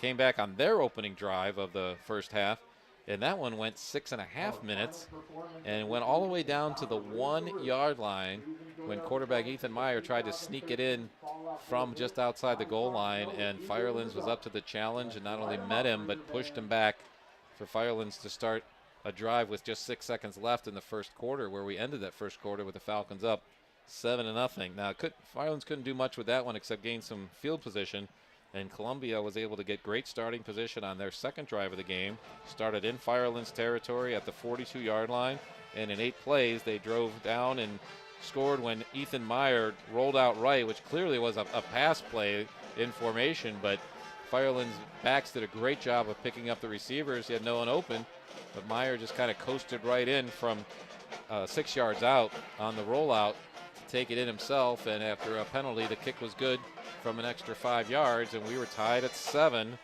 with just under 8 minutes to go in the half.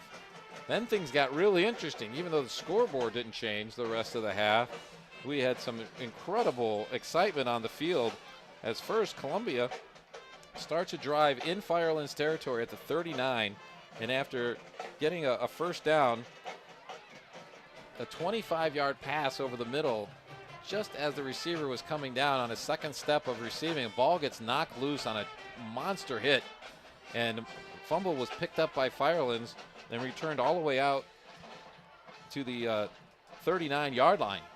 And just when you thought maybe Firelands was going to let the clock run out with 54 seconds left in the half, on the second play of that drive, they do a reverse to Kevin Williams, who comes around the right side and streaks in front of the Columbia bench, almost steps out of bounds at the 35, and just before he gets to the end zone, the ball comes loose and goes out of the end zone. The official came in right away, said he did not make it to the goal line.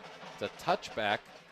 So 2 times, both teams got to the 1-yard line and failed to score in this game. And so we end the half with a 7-7 tie as Columbia tried some maneuvers and some deep passes there at the end of the half, but Firelands defense was up to the challenge.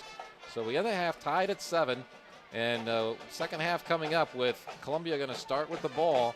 And we mentioned in our coach's corner before the game that Columbia has clearly played much better in the second half of their games this year than the first half. So I don't know what kind of halftime speech Columbia coach Jason Ward has in mind, but I'll tell you what, we won't be going anywhere as we're excited to get back into the action here in just a little bit on the Lorraine County Sports Network. We'll have stats, we'll rate the dog, and more fun as we'll have the Firelands band out on the field when we return. And get you ready for half number 2 on the Lorraine County Sports Network.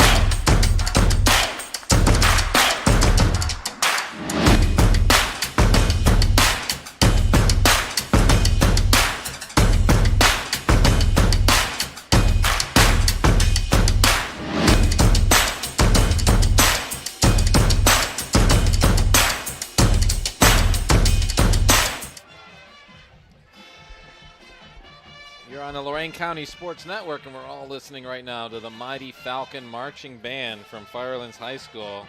They're always impressive. I mean, every year in and year out, they do a great job out here entertaining the crowd, propping up the team.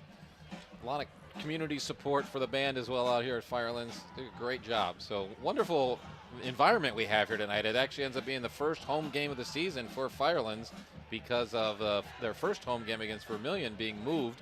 They did win this year's Stillman Cup decidedly up in Vermilion as they had to move the game up there because of power outages from the storm.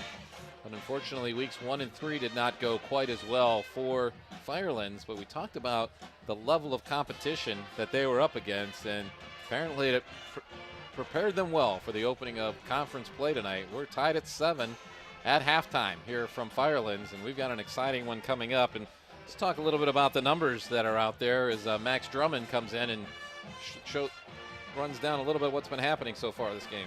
That's right. So we'll start on the home side since their band is the one out on the field right now. And it was a pretty effective first half. We talked about they want to be physical, stick to what you're good at and what you know, and that's running the ball. And it's a by committee approach. And they've done exactly that. They're at 142 total yards as an offense so far. The biggest play in that easily has to be Kevin Williams' 69-yard run there close to the half, as you alluded to. And then after that, they have a couple of bruisers, obviously. So, of course, we know about Colin Scott, the junior running back, the starter. He's at 6 carries for 32 yards so far. And then his understudy, who has not played like that at all tonight, Jimmy Berry, 6 carries, 33 yards. So those two are both around that 5.5 yards per carry. And I mean, it showed they've stayed ahead of the chains most of their drives, getting around half on first and second down. And then they haven't done a whole lot through the air. The only thing we saw was a play-action pass, and that was complete to their tight end, as it was Aiden Fortner, number 43, right, the sophomore actually. He picked up a gain of 5, so not as much to speak on there. So what's the total yardage then for Firelands in the first half? Say that again. So Firelands, they're at 147 yards total, 142 on the ground. Yeah, if you take away that 69-yard run, you know, obviously it changes. The stats would look pretty bleak, but yet what an exciting, competitive game it's been. Yep, so then on the Columbia side, we obviously expected Marco Civigliano to get a heavy dose, and he's had 12 carries in that first half for 75 yards.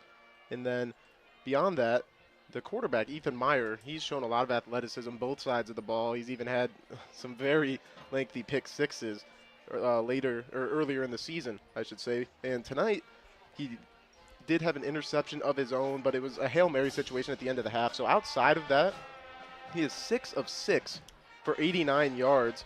And he's also got a touchdown run himself.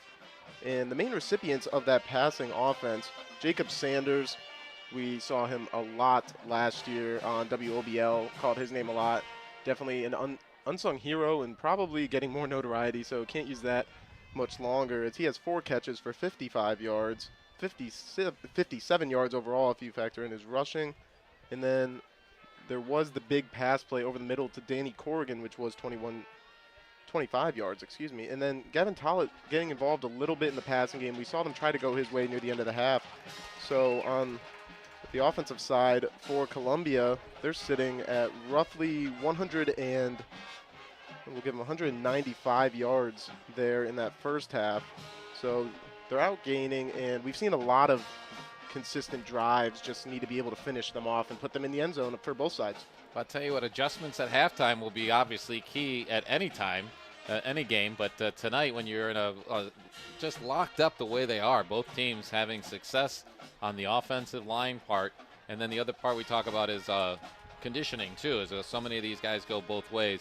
Got some scores from around the area, courtesy of our Edwin, I don't even know what title to give you, because you are literally jack of all trades out here. Producer, technical director, and helping us out, getting some scores from across the area. And Firelands head coach Ryan O'Rourke started as a quarterback at Avon.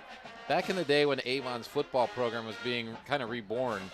Now since Coach Elder's gotten things going, they are rolling tonight. They are up 42-0 over Illyria.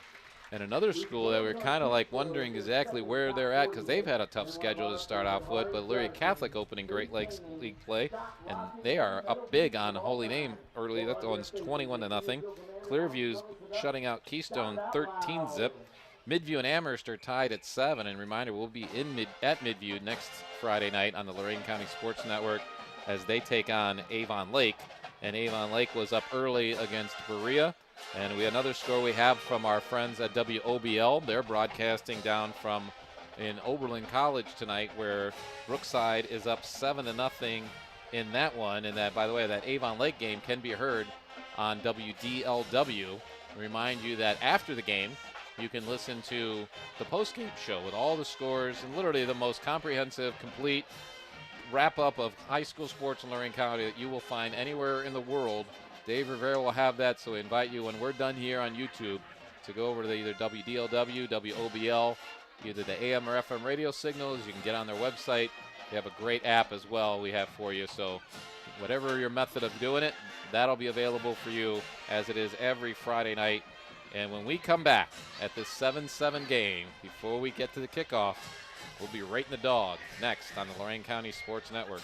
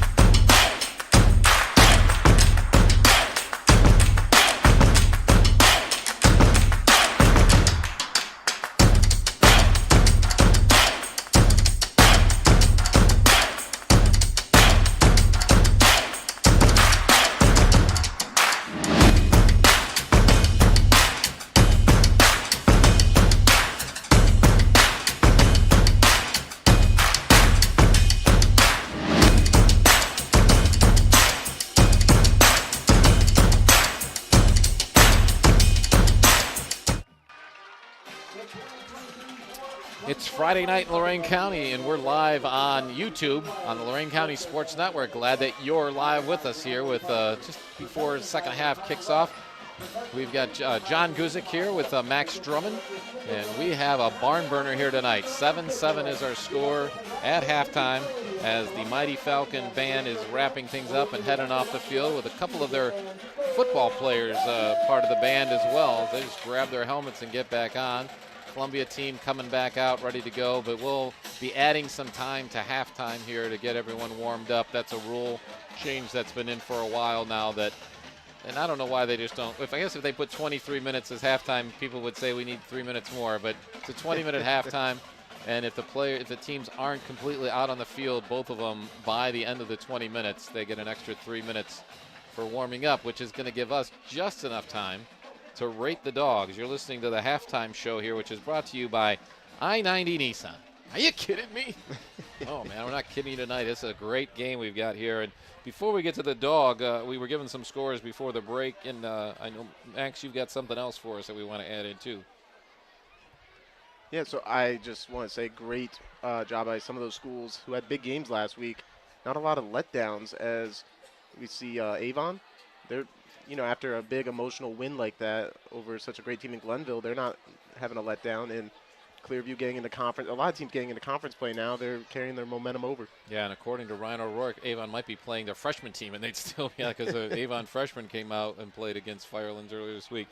But let's go ahead and rate the dog, as we are doing each and every week. We go down to the respective concession stands that we visit each week and take a sample of their hot dog. And the Rate the Dog is brought to you by Brian Victor of Howard Hanna, where Brian says, enjoy the game. So the big question is, did we enjoy the dog? And let's start with Edwin Vereen. Edwin, what are you going to give that one tonight? I'll give that hot dog a 4. It was flavorful. The bun was just right. I didn't have to put anything on it, so I'll give it a 4.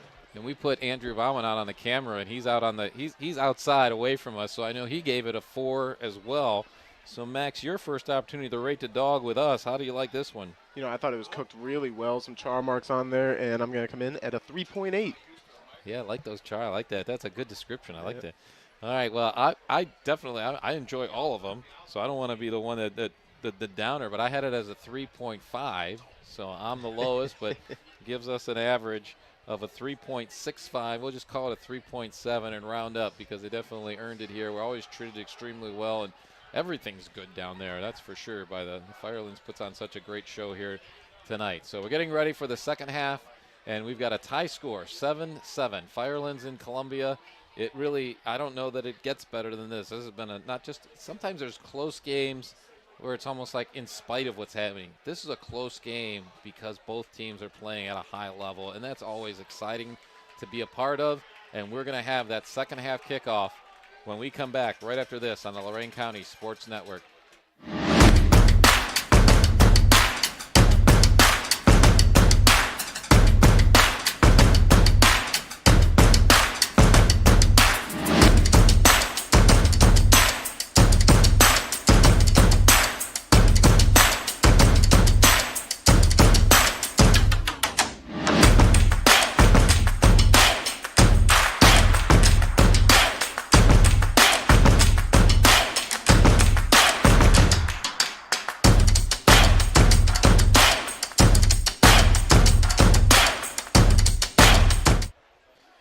John Guzik back here in Henrietta Township. It's Firelands and Columbia tied up at 7. One thing I really like about our YouTube setup is, none of this ever happens without the support of the sponsors of live local radio, WOBL, WDLW, now this YouTube channel, extension of that. But here on the YouTube channel, you see our sponsors rolling during our breaks, as well as on the bottom of the screen with the scoreboard down there. So please take note of who those people are, and we appreciate everything they do to make sure that we can now bring you, literally, we now bring you 50% more live games every Friday night. And that's saying a lot because OBL's been around for 50 years. I was on WDLW, the old WLRO out of Lorraine, like back in the 70s. I'm really dating myself. But the tie-in is for those who don't know, my uncle is the infamous Jim Allen, who's been doing sports on Lorraine County radio for 54 years. And back in the day when my brother was playing for Southview, I'd call Uncle Jim with the scores, and next thing I know, I heard my voice on the radio, and I'm like, all right, maybe we got something going here. Here we are, not quite 54 years under my belt on the radio, but enjoying a time here being a part of the Lorraine County Sports Network along with Max Drummond. We got the ball teed up for the start of the second half here in Firelands, and this half gets underway with a kick coming to Columbia, and I received it about the 6-yard line by Sorigliano. So it starts up the middle and then cuts right, and he's using every part of his ammunition of as a running back to get the ball out into some good starting position for Columbia to start this second half as he gets it over the 30-yard line. Man, cut across the hashes there, made about at least 4 or 5 Falcons miss. A lot of times you just put your return guy as just your fastest guy, run as fast as you can. Sorigliano's got the moves and he's got the wherewithal to get around and break tackles and to put the ball down at the 35-yard line to start this second half here at Firelands with a tie score. And that's where Columbia gets this third quarter going. So we'll see here if they go back. Obviously, being that close to halftime is why we saw a lot of passing, but it was pretty successful. Now we'll see if they try a little bit more of that, open up that Firelands defense or not. Here's the thing. We've talked about this off air before, but Ethan Meyer is a very talented football player. And with some of the guys he's playing around, like this guy right here, Marco Sorigliano, who just had the big kickoff return of almost 30 yards, now takes the first snap of the second half into Firelands territory. And that first snap brought to you by Music's Auto Care. Music's celebrating 80 years in business, and that was music to the Columbia Raiders' ears. That's a nice way to start the second half. Get the ball out to the 45 of Firelands. So that's a gain of 20 on the first carry of the second half. Right there, Ethan Meyer pausing the linebackers, gives Sorigliano just enough time to escape around that left tackle. Columbia back to the line.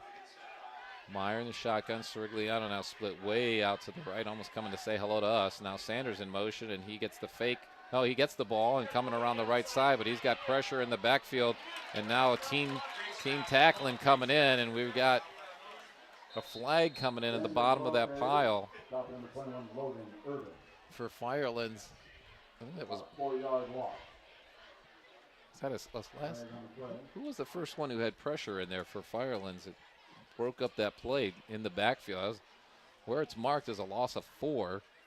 We're going to hear about the penalty. It's a personal foul, a face mask on Firelands as they jumped in there to bring down Sanders. So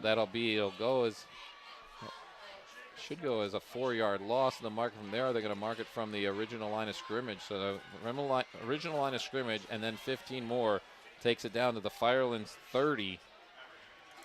Wow, that's a 19-yard turnaround, because that would have been a loss on the play of 4, and instead 15 and first down for Columbia. Yeah, right there, I think the guy we were looking for was either Colin Adkins or Michael Lewis of that Falcons defense who blew it up to start with. Yeah, great play to start. This time it's a fake to Srigliano, and Meyer keeps it over to left guard and fights his way forward for about 4. Gets pulled down. Kovac is getting this tackle on that one. We'll mark it at the 26, so that'll be 2nd and 6 for Columbia. First drive of the second half, 10:37 as the clock is moving here in the third quarter. Tie game, 7-7, and both teams have been down literally to the 1-yard line and failed to score. So nothing's a gimme in this game, because both defenses fighting hard to the finish. This time it's Srigliano over the left tackle. He gets wrapped up pretty early, but again, that keeps those legs moving, and that work in the weight room that Coach Ward talked about pays off. Not quite to a first down, not quite to the red zone. Mark it at the 22 for a gain, another 4 yards for Mr. Srigliano, who he just piles up the yardage. I tell you, coming into this game tonight, he already had 575 yards in 3 games on 66 carries. Yeah, and I'll tell you right now, he's at 99, so 1 more to get to the century mark. Yeah, we got movement on the left side of the line for Firelands. Thought it might have been offsides, but it doesn't matter because Firelands takes it on a run over the left side, and that's going to be a first down for Columbia. Actually going to mark him down at the 18. Must have got a knee down there before he got to the final resting spot. 9:36 to go, but either way, it's a first down for Columbia, and they are now in the I-90 Nissan red zone. As you alluded, they've been there a lot. We'll see if they can finish this one. Meyer under centers, hands off. Sanders going around the left side after he was in motion, gets popped around and then pushed backwards. Gets a couple at about the 16-yard line, a gain of 2. Want to also point out to our good friends at I-90 Nissan, they will donate $5 for every touchdown scored on the air this year to the United Way of Greater Lorraine County. Are you kidding me? Yeah, so 2nd and long here. We'll see what kind of play call they go with to try to get back on schedule here on this drive. I mean, we've seen them sputter here and there, so we'll see how creative they get. About the 16, it is 2nd and 8. Jones moves over to the left wing, and this time it's a handoff to Srigliano right. Jones pushes the guy out. The left tackle pushes the guy in, and Srigliano finds the gap inside of Chase Vogue there on the left side and gets it down near first down territory, and it is going to be 1st and goal for Columbia as they put the ball down at the 8-yard line for an 8-yard gain. And with all this running, we're still 3.5 minutes already on this drive. 1st and goal, Columbia. Running it right up the gut, and Srigliano is wrapped up after about 2 yards and pulled down at that point by Logan Galligan, number 4. Going to bring up 2nd down and goal. Mark it at the 5, so that'll be a gain of 3 for Columbia on that one. And they're going to be back to that very methodical offense. They're in no hurry here, but they're gathered at the line, so it really limits the defense trying to make any substitutions, especially at this point on the field. Meyer under center, takes the snap, hands off to Srigliano on the left side, gets past the line of scrimmage and puts it into the end zone.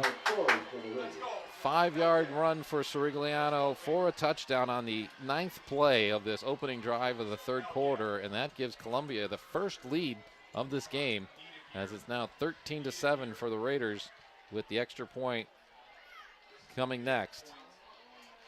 Srigliano, first time he's found the end zone today. And so we question how creative they would get with the play calling or if they change it up at all. And right there, obviously the emphasis coming out of halftime was get our best player, get our biggest bruiser the ball. 25 kicking here, Jack Washburn, just a freshman. He's already made his first extra point that he attempted today. Here's the second one, a low snap, but Sanders gets the hold down, and Washburn puts it through. Not bad for a freshman. Now 7:45 to go here in the third quarter. Columbia now has the lead, 14-7 over Firelands. We'll be back with Firelands' first drive of the second half after this on the Lorraine County Sports Network.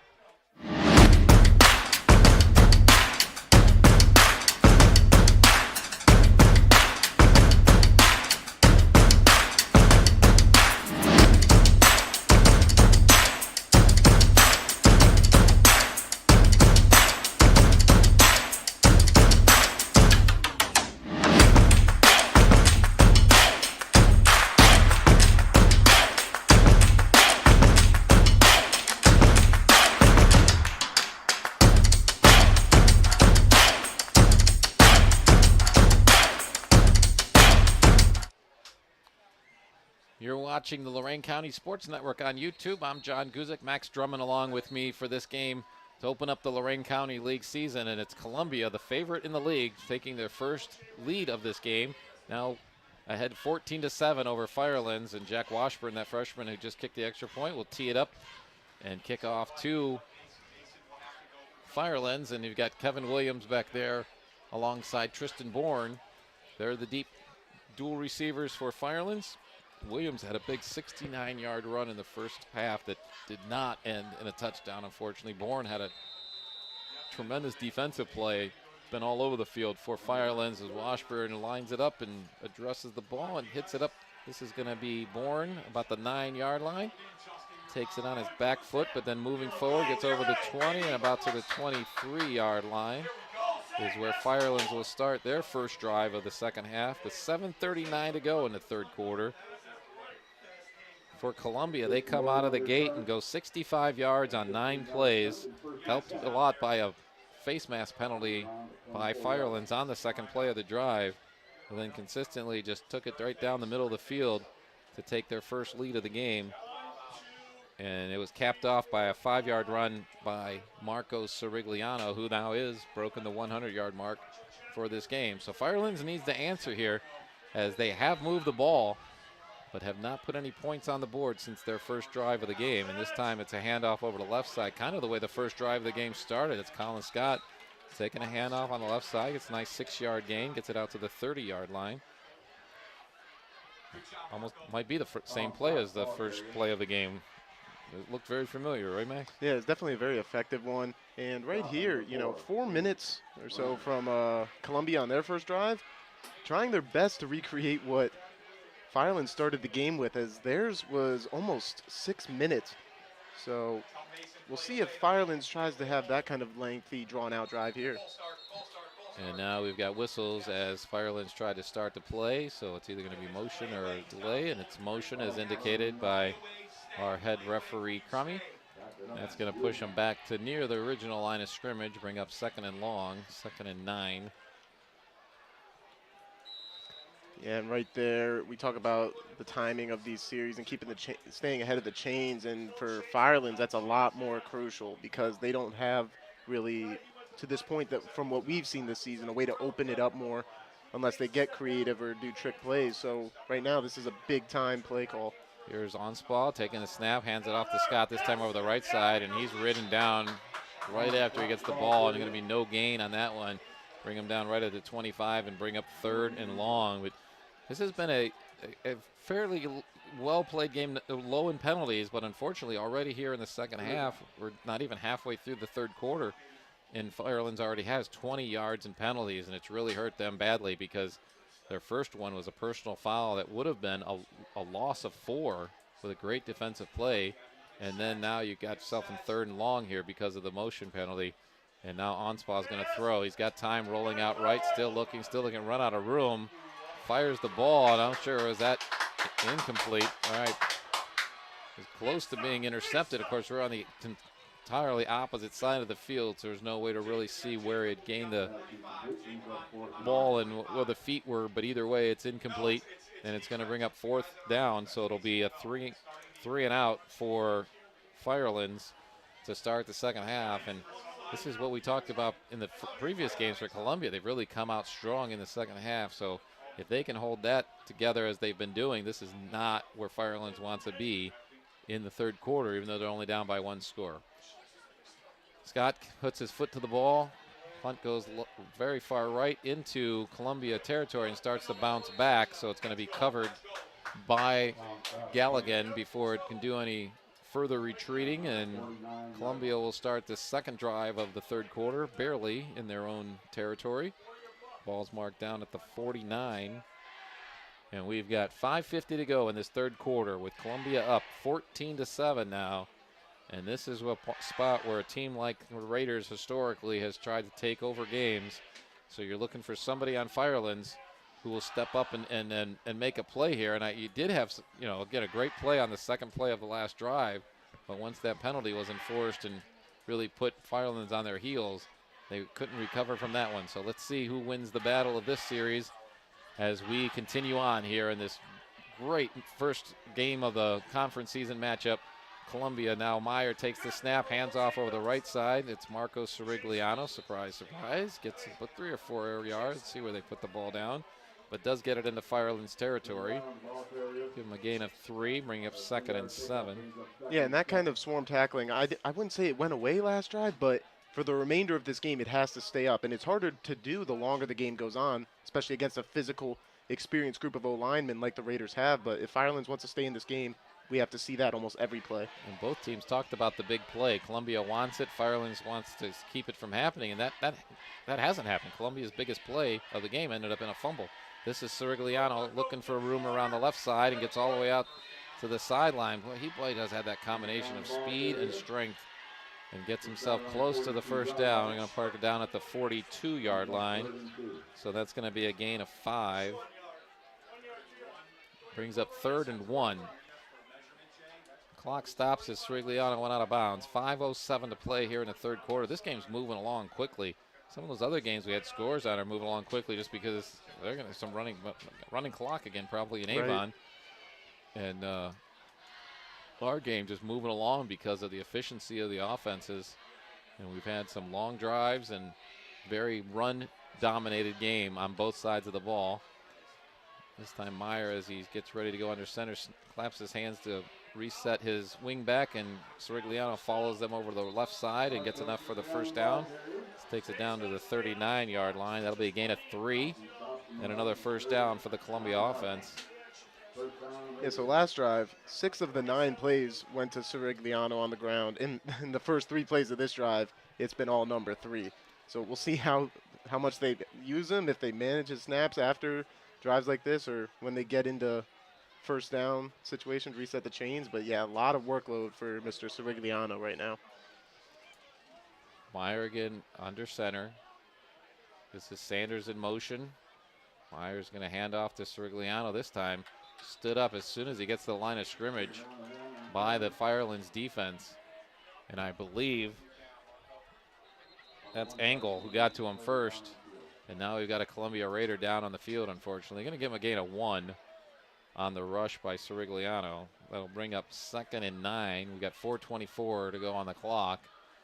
And the way the trainer's coming out and looking there is that's looking like a cramp. But is that number 3 yes, on it his is. back right there? So that's Sirigliano. And one of the things you just mentioned about how many carries he's had in the second half and in the game in general, as much as you watch sports for decades and decades, it always amazes me that when you know this guy's getting the ball this much percentage of the time, and you focus on him and do everything you can to stop him, and these guys are just not stoppable. It just really makes you wonder how, they're just such an elite back he's got there. And, of course, we're going to talk about the golden helmet throughout the season here as WOBL and the WDLW Sports Department, again, sponsoring that. But certainly Marco Sirigliano's name is going to be very, very high on that list. And thankfully, Marco does get himself off the field under his own power. So hopefully it just is a cramp, and we'll see him back in the game shortly.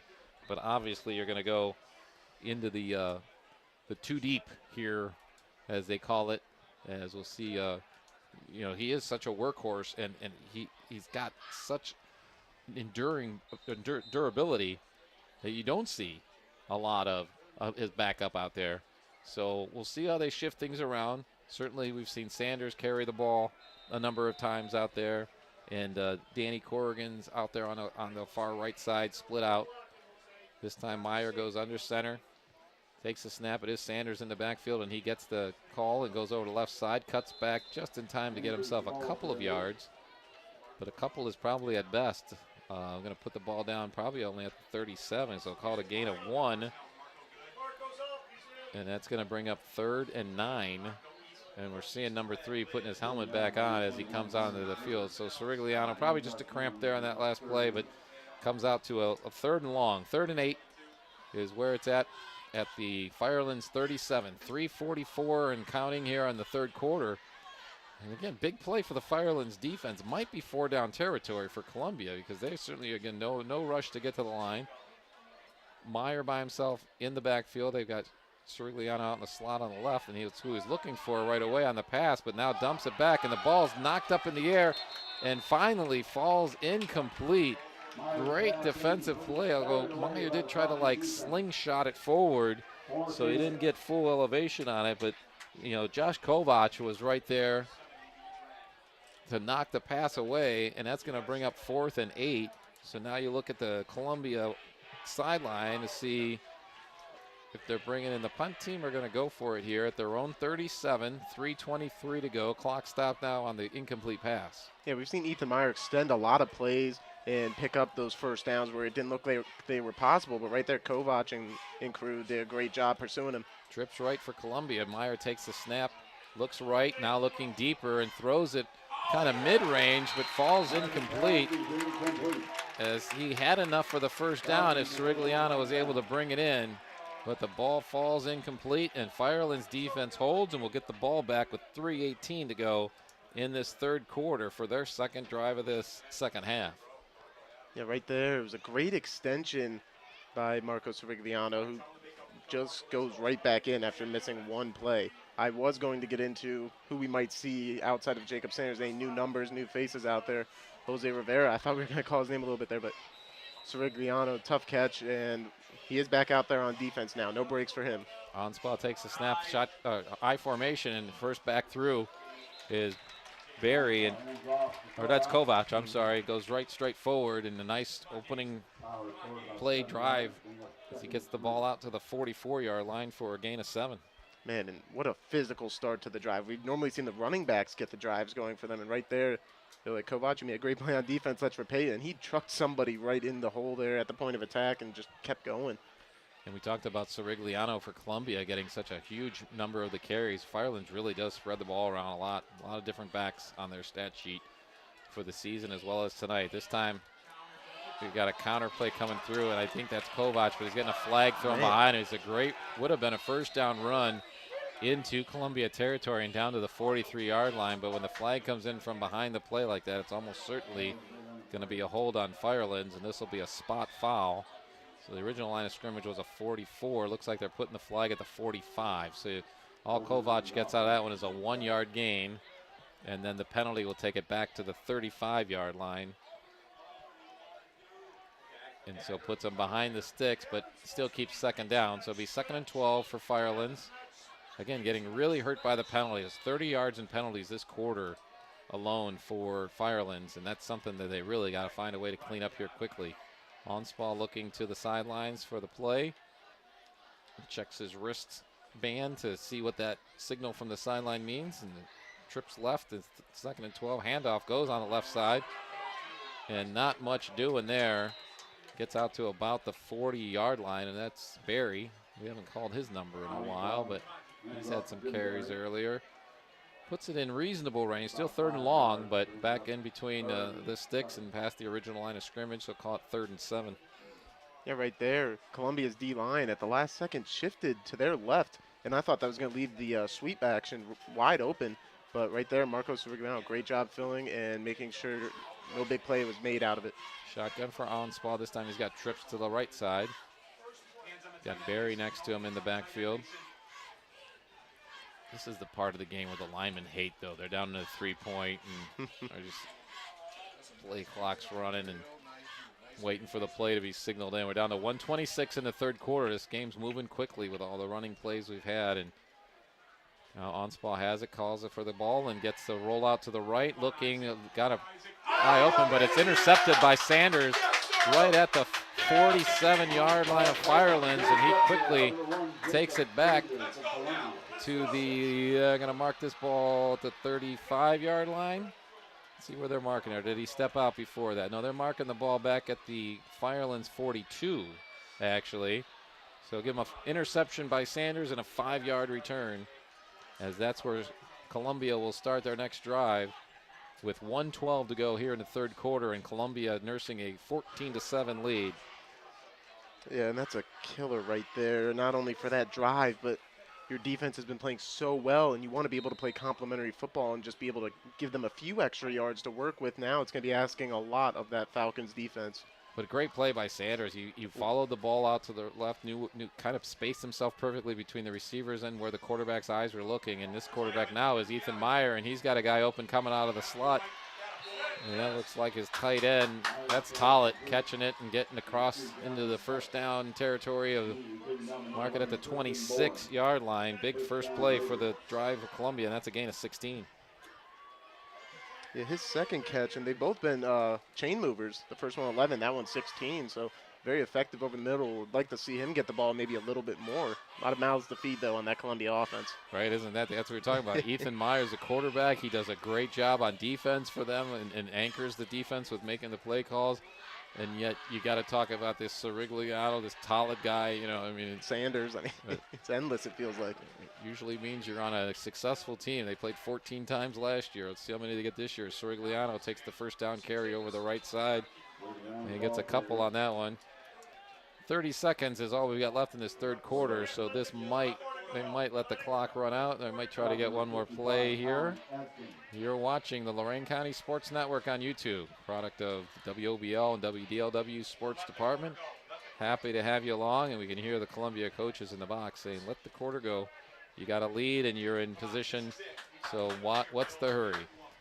We're going to wind down. It's going to be the end of the third quarter with Columbia 14, Firelands 7, and we'll be back for the fantastic finish. So keep it right here on the Lorraine County Sports Network.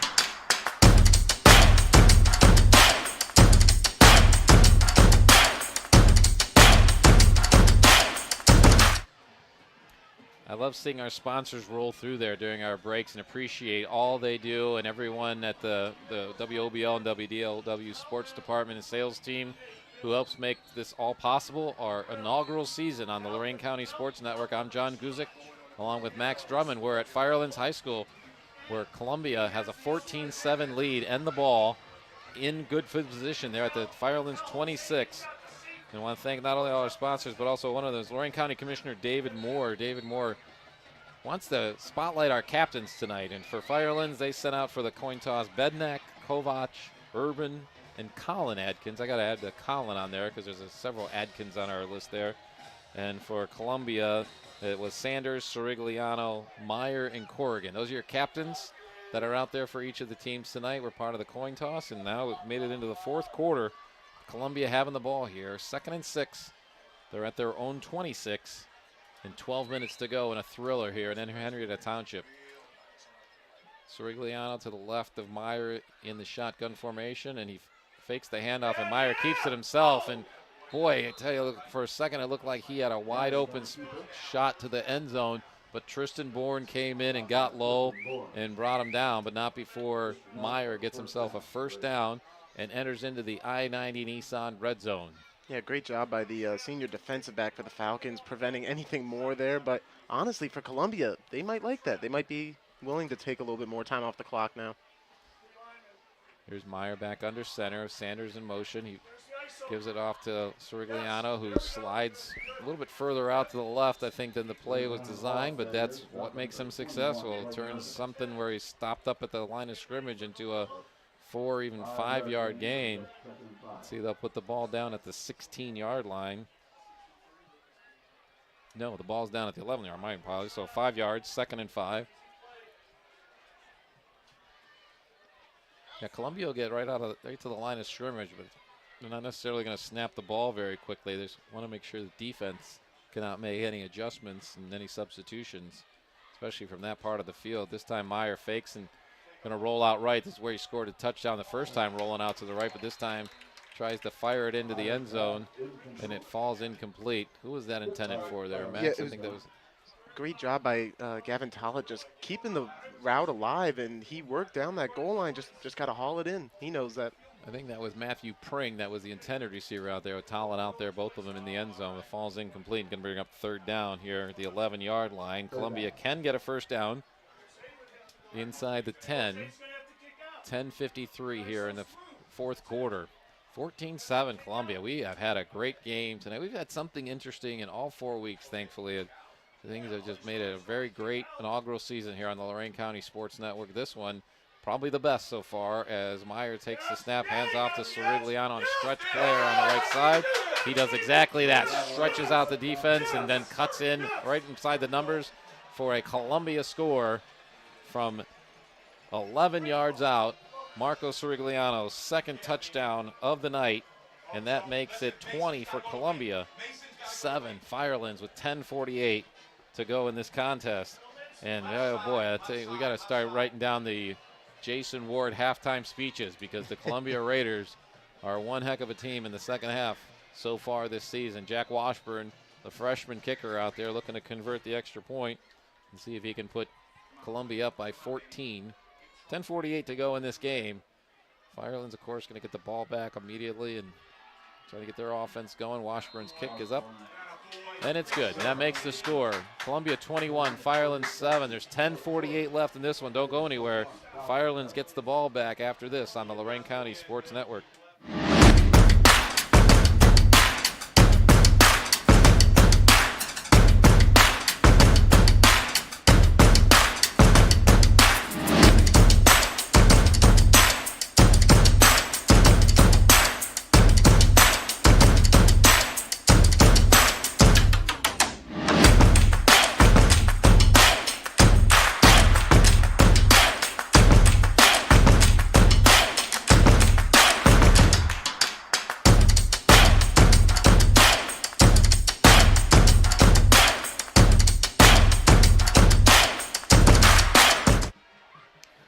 Back here in Firelands on the Lorraine County Sports Network. I'm John Guzik, Max Drummond along with me. 21-7 Columbia. The 3rd quarter started the second half with a drive that ended with Marco Sorigliano taking it into the end zone for Columbia's first lead of the game. Now the 4th quarter starts with the first drive, and Marco Sorigliano takes it into the end zone for his 2nd score of the game, making it 21-7. He's really piling up the stats here, Max. He sure is. He's at 25 carries already, 153 yards, and that was his 2nd score of the game. And Jack Washburn puts a boot into it. This time more of a line drive kick down the numbers on the left side. Bobbled around a little bit, but then finally picked up by Bourne. He's running more east and west and not north and south. Gets about to the 28-yard line where Firelands will start this drive. The weird thing about those stats, if you were to read those stats, the 99 out of 100 running backs in Lorraine County, they'd say, man, I had a good day. That's like still below average for this guy. If he had 2,500 last year in 14 games, you know, I mean, the numbers he's able to put up, but very effective night for him tonight. Then when they need him to carry the ball, he's been able to come through for them time and time again. Now Firelands needs to answer. 10:41 to go in this game, and they are down by 2 scores. So I need to see what the Firelands offense can do starting at their own 36-yard line. Onspaw, hands off on the right side. And that's Barry, but he is wrapped up and thrown down immediately.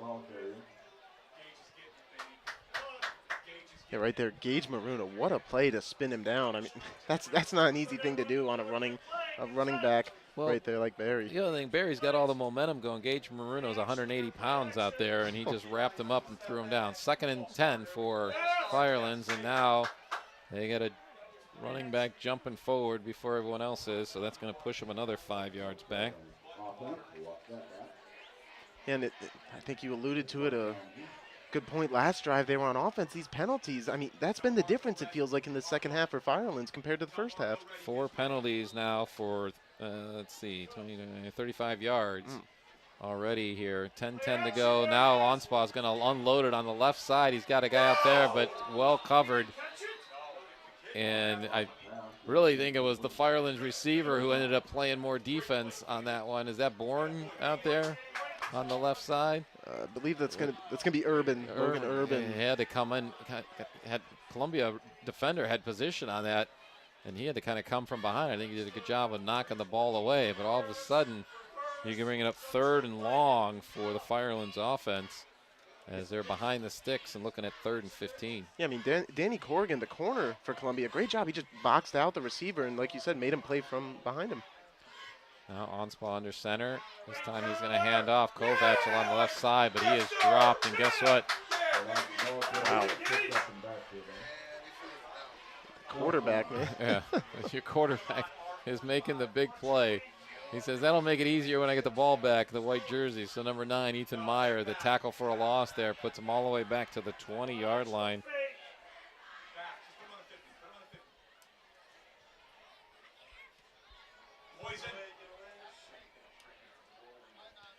Punt gets a good roll, gets across the midfield mark before it rolls out of bounds, and Columbia is going to get the ball with 9:30 to go at their own 45-yard line. And it really is becoming the Columbia Raiders show, as they are been in complete control here in this second half and have a chance to really put this game away on this drive, both score-wise as well as eating up clock. Yeah, they've just done a great job of sticking to their game plan. They haven't panicked this whole time, and you alluded to they played 14 games last year, and even if you lose some guys off that squad like they did, there's still plenty that saw that happen, and they know adversity, it comes with the game, especially in conference play like this. And certainly we didn't get to see any of the first 3 Columbia games, the games we're doing, but they played well today. I mean, Coach indicated that maybe they weren't playing that well in the first half of the first 3 games. They played well today. Firelands is up to the task. That they've been dominating in the second half all season long, and this series starts with a couple-yard gain off the right side by Meyer. Yeah, he had a great broken tackle to start that play, and as the game goes on, and like Marco, he's going to get the ball obviously, but it's who else do we have to look out for? And right now it's everybody. I mean, Ethan Meyer there, a lot of fake handoffs and a lot of motions around, so it's going to be a fun play calling drive here for Columbia. Here's Meyer taking a snap. This time he does give it to Sirigliano. Again, that kind of same stretch play they scored the touchdown on, and he gets about the same result. Got 11 on that touchdown run, gets about 7 on this one. Takes it into Firelands territory. They'll put the ball down at the 48-yard line. So that'll be a gain of 5. Brings up 3rd and 3. Kind of a long 3, but again, you talk about just the confidence of Columbia when you've done this. It's a combination of what you've done in the past as well as the coaching that you're getting out there. It's 8-10 and the clock's running. They really want this first down, clearly, because they can help put the game away. But Firelands defense trying to be up to the task. This time Sirigliano, and here's that big play that they've been looking for as he rips through, breaks a couple tackles, and is finally dragged down, but not until he gets into the I-90 Nissan red zone across the 20. And I think whoever took him down for Firelands maybe took a shoe or something in the belly as he ends up being down on the ground. Hopefully it's nothing more serious than that, but made a touchdown-saving tackle there to keep Sirigliano from taking it all the way to the house. They're going to mark the ball down at the 20, so that'll be a gain of 28 by Sirigliano. And that kid is closing in on 200 very quickly with carries like that. And that's the way they're going to put this game away, if they are, for the Raiders. 7:56 now to go here in the fourth quarter. We still got a player down on the field. Let's give him a chance to hopefully just another cramp to stretch out. And we'll take a break and recognize some of our fabulous sponsors here on the Lorraine County Sports Network.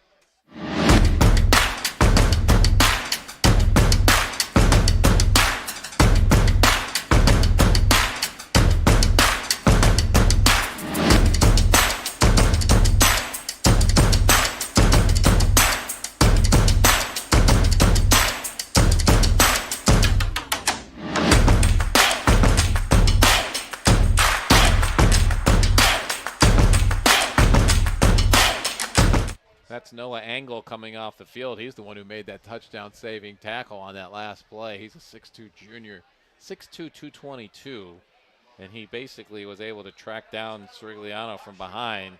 That's a pretty athletic move by Engel, and we'll see what it does to this drive, because we saw on Columbia's first drive of the game, they got all the way down the 1 yard line, and the Firelands defense stood up, held them from getting in the end zone, and got the ball back, and led for most of this game, well into the third quarter, before Columbia was able to take the lead. Now it's Columbia 21-7. Clock's running with 7:52 to go in this one, and Meyer has a little misdirection, giving off to Sanders as he's in motion, but good pursuit by the Falcons defense from the start, as that was Michael Lewis getting to him first, but then good team pursuit brings him down with no gain, put it right back at the 20-yard line. 2nd down and 10 for Columbia.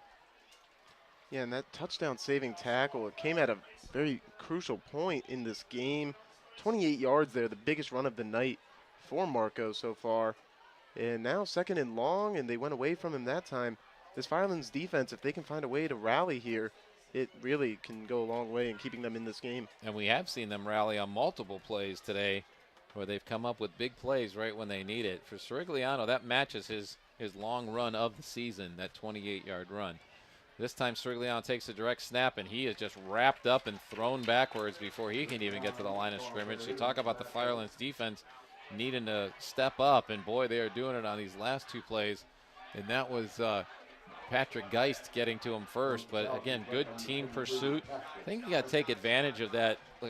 Firelands is really gang tackling. You do a little misdirection, and you might be able to get around them because they are so gung-ho to get to the ball. But right now we've got 3rd and 11 for Columbia, as that last play they actually marked behind the sticks, a loss of 1. The 2nd down play, no gain. Here it's 3rd down. Meyer takes the shotgun snap, looks right, pumps, fakes, gets pushed by Geist out of the pocket, running right. Now he throws it, and it's tipped off of the fingertips of Sorigliano about the 5 and falls incomplete right at the goal line. And that's going to bring up 4th down for Columbia. Yeah, that shows where their play calling is at right now. They're still being aggressive. They want to extend this lead because they've seen the boom or bust plays that Fireland's been able to pull off. You almost wonder, though, right there, if you run the ball, you keep the clock moving, maybe get under 6 minutes, but maybe that was a setup to go for it here. I'm not sure. Well, certainly Columbia, is a run-first team, but they've had success throwing the ball. Fireland's pass defense has been fantastic today. This time, Meyer thrown about to the same spot, little overthrows Sanders, who was just inside the 10, and it falls incomplete. So that means it's going to be a turnover on downs and give Fireland's offense a chance to get back out there. They got a half a quarter to go. 6:08 left here in the 4th quarter. Columbia's winning 21-7, but Fireland's getting the ball back and getting it at their own 19-yard line, and a chance to do some damage here. We'd like to see them run that play that they had right before the half, right? Where it ended up, if you're just joining us, Firelands looked like they might just be running the clock out under a minute. They came up with this reverse play that went down the right side in front of the Firelands bench and almost went for a touchdown, but was fumbled right before the goal line. Ended up being a touchback after that one, but haven't seen anything that dramatic from the Firelands offense since. This time Onspaw, a couple fakes, and is going to roll out right and try to dump a short pass in the right flat to Scott, but falls incomplete. I not only don't think it mattered, but it was probably better for Firelands that ball fell incomplete and stopped the clock, because he looked like he was going to get wrapped up for a very short gain if he did catch it. Totally agree there. And those play action passes, I mean, they were very effective to open the first half, because obviously a run-heavy offense like this, the Raiders don't see it coming. But now that experienced group of linebackers and DBs has not been fooled. Marco each time has been in the face of the throwing Onspaw. 2nd and 10, Onspaw, hands off this time on the left side. Get some line movement across the 25-yard line. Not a bad run, but now you got to work on the clock to get back to the line quickly. Good to see Noah Engel coming back on the field here, as he was hurt a little bit earlier in this quarter. He's back on the field. We're going to give that a gain of 5. They're going to mark it at the 20. Actually, a gain of 7. Mark it at the... They didn't start this drive at the net. That's my mistake, because there was a loss of down. That's right. So it's 3rd and 5. Onspaw, hands off. This is Scott going off the left side. Has a little bit of room. I don't think he got out to the first down marker, but you're almost certainly in 4-down territory if you're a Firelands Falcons offense. 5:18 to go in this one, and you're down by 2 scores. 4-yard pickup brings up 4th and 1. Interesting. So it gets to the 31 there. So I thought they started on the 21, so I thought that would have been enough, I guess. But still a yard short. Yeah, it was closer to the 22 where they marked it. I apologize. I was going by where the set of downs started instead of where the play ended. But now you're just over the 30. Got about a yard to go here on 4th down. Onspall under center with the I formation. Gives it to the second back. It stood up at the line, but Scott fights through on the shifting out to the left side. And it should get enough for the first down as he falls forward. Clock stops here with 4:40 to go, and it is a first down for Firelands. Mark it at the 32-yard line, as Scott really had to fight for that one and can't afford to take that much time off the clock, so Firelands needs to keep moving, but Falcons is certainly a run-first offense, so you got to kind of stay true to who you are, is what we talked about at the end of the second quarter, and they ended up coming up with a big play in less than a minute. This time, Onspall looking right and throwing right, and he's got Williams out there, but ball's floated a little bit too much and gave enough time to be defended by Isaac Sirac, who came over and broke up that play right in front of our broadcast booth. Yeah, Kevin Williams, he had the big play in the first half for them. Not a bad idea going back to him, just a little bit too much air put on that one along the sideline. 4:17 left in this game. Columbia now 21-7 lead. If you're just joining us, it was tied 7-7 at the half. Falcons scored on their first drive of the game and have not been able to get any scores since. They were very impressive on that first drive. Definitely the offensive line for the Falcons controlled the line of scrimmage, marched right down the field. They've threatened since, but nothing in the end zone. This time it's an end around, and that's going to be Kovac, I believe, getting across the 40. Going to be short of the first down, so the clock's going to continue to run. They'll mark that one at the 41, so we'll give them a gain of 9. It'll be a third and a very long one. This time handoff to the first guy through, and that's Kovac, and he's getting himself into Columbia territory out to the 49-yard line, and that will be enough for a first down for Firelands. Keeps the drive alive, and a gain of 10. Man, he is like a bowling ball, isn't he? Kovac, what a powerful runner. And Firelands right to the line. Onspall takes the snap, hands it off right side. This is Scott. He gets blasted right about the 43-yard line. And that's Sirac again coming in, putting a shoulder. But still a nice gain for Firelands. Columbia doesn't mind too much as the clock keeps running, but we're at the 43-yard line, so we'll call that a gain of 6. This is a counter play coming around the right side, and that one's eaten up before it can do anything. And Firelands is dropped. That's Kovac again, but he's dropped right away at the line of scrimmage for no gain, and that's Justin Smith making the play for the Raiders on that one. Yeah, now 3rd and intermediate. We would think pass here, but they're close enough to get that first down if they want to run. Shotgun snap. Onspall's going to take the run himself, head for the sideline, gets out of bounds and gets the first down. Columbia coaches next to us looking for the hold, and I think they are getting that flag. I don't see the flag, but I'm seeing the officials communicate with each other. Yep, going to be holding on Firelands, as called quickly and accurately by the Columbia coaches to the left of us up here in the press box.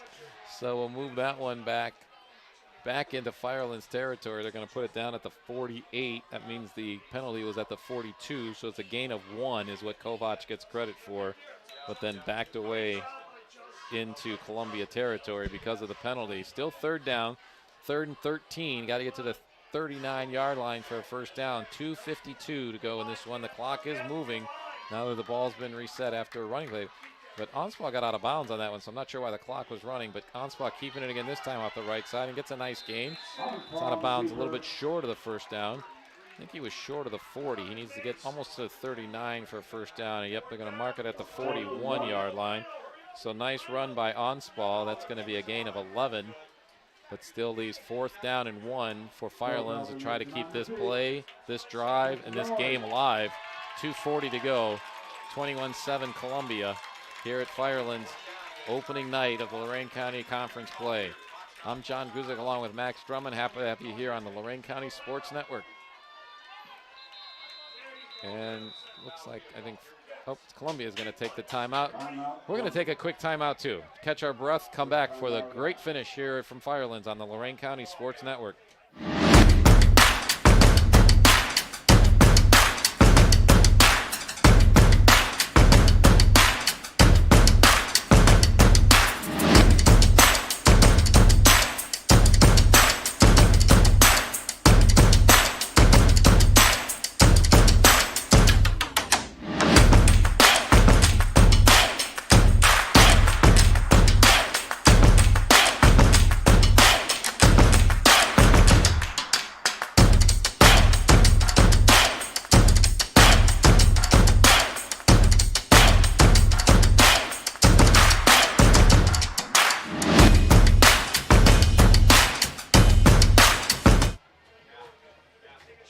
on WDLW. We're broadcasting from Avon Lake, where the Shoremen have a 17-7 lead over Berea Mid-Park.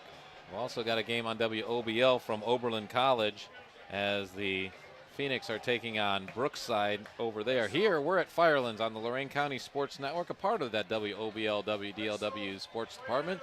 And we've got Columbia clinging to a 21-7 lead, with Firelands trying to make some noise here late in the game. 4th down, Onspaw takes the snap, gives it to Scott on the left side, and he is backed up before he can go anywhere.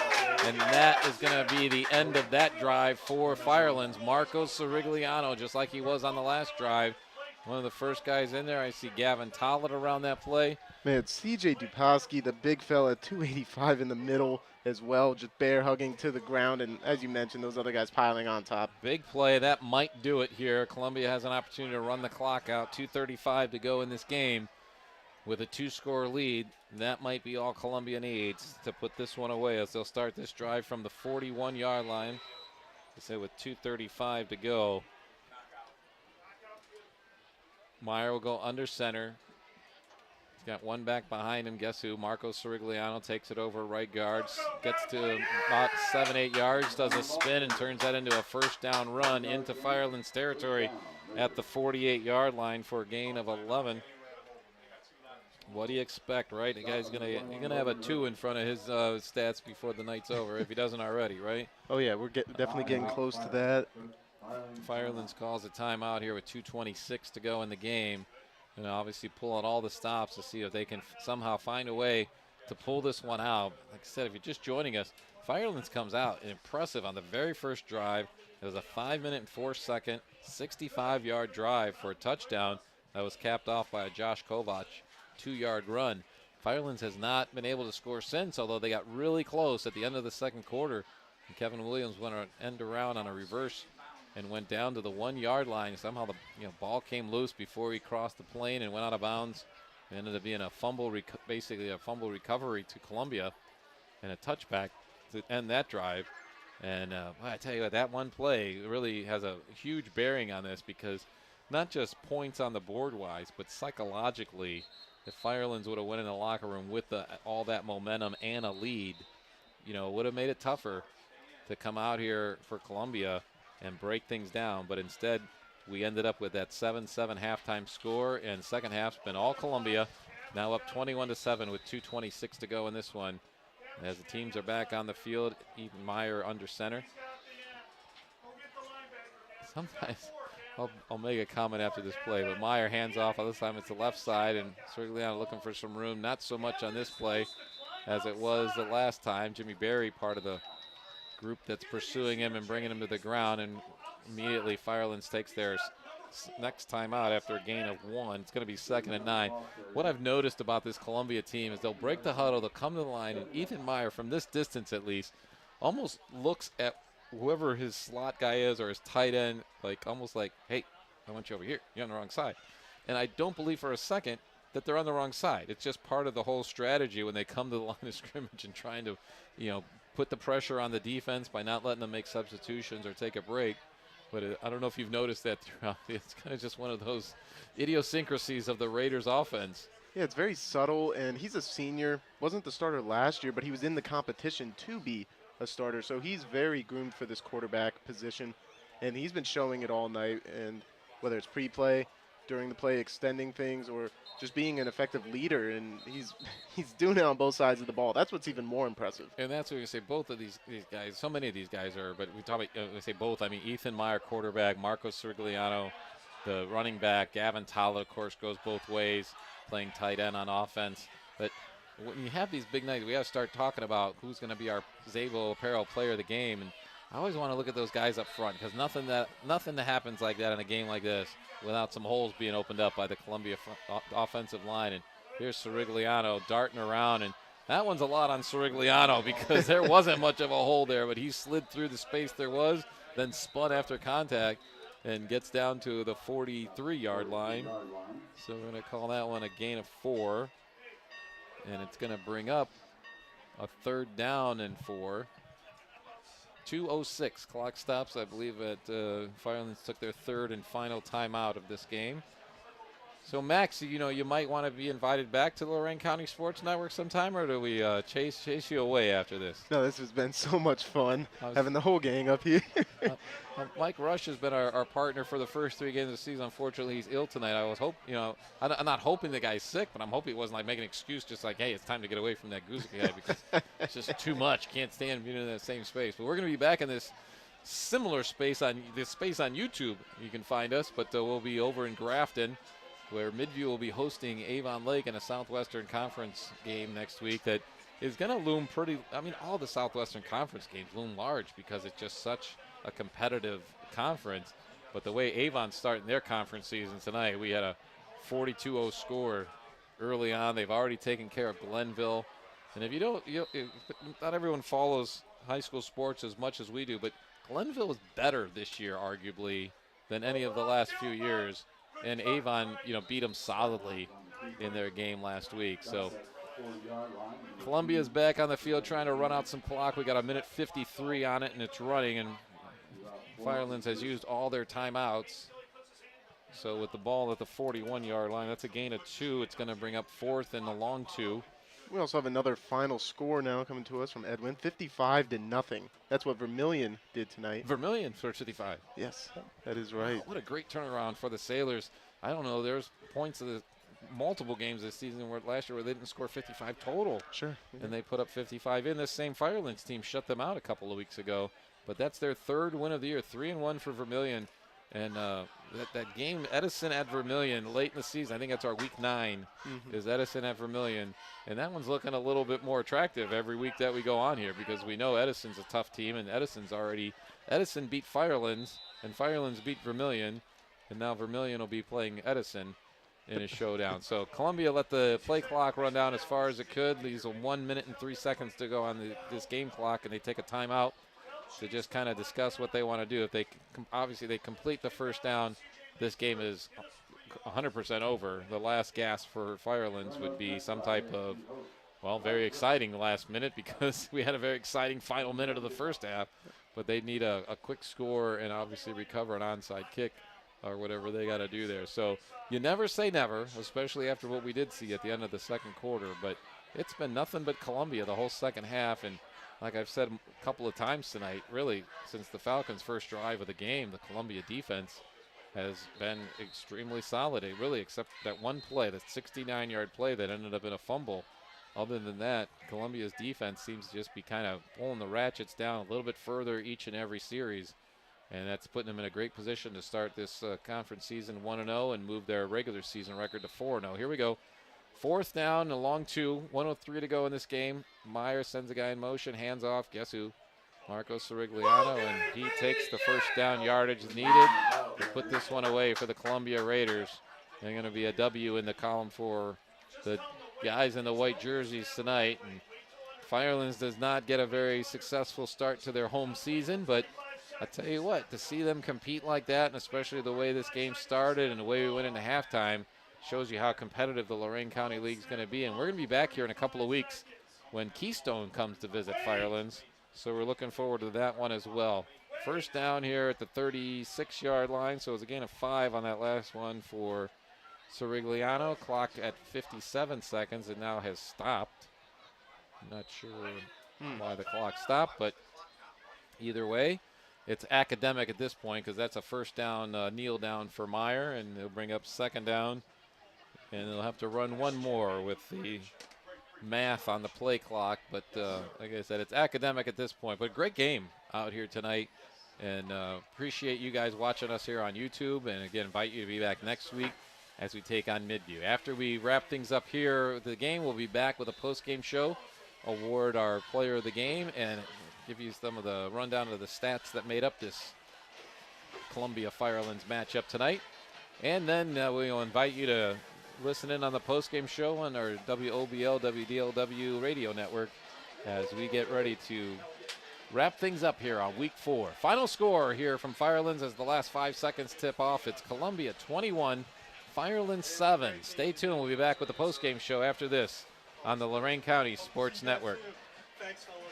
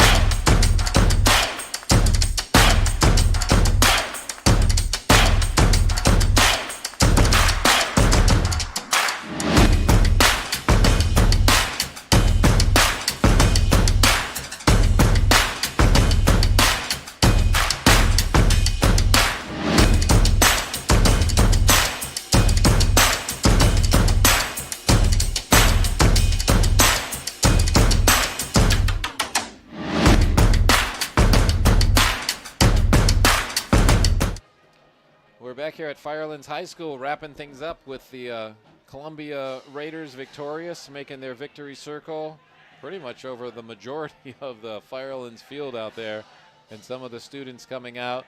Meanwhile, the Firelands team lined up on their own sideline with the cheerleaders in front of the band playing the alma mater.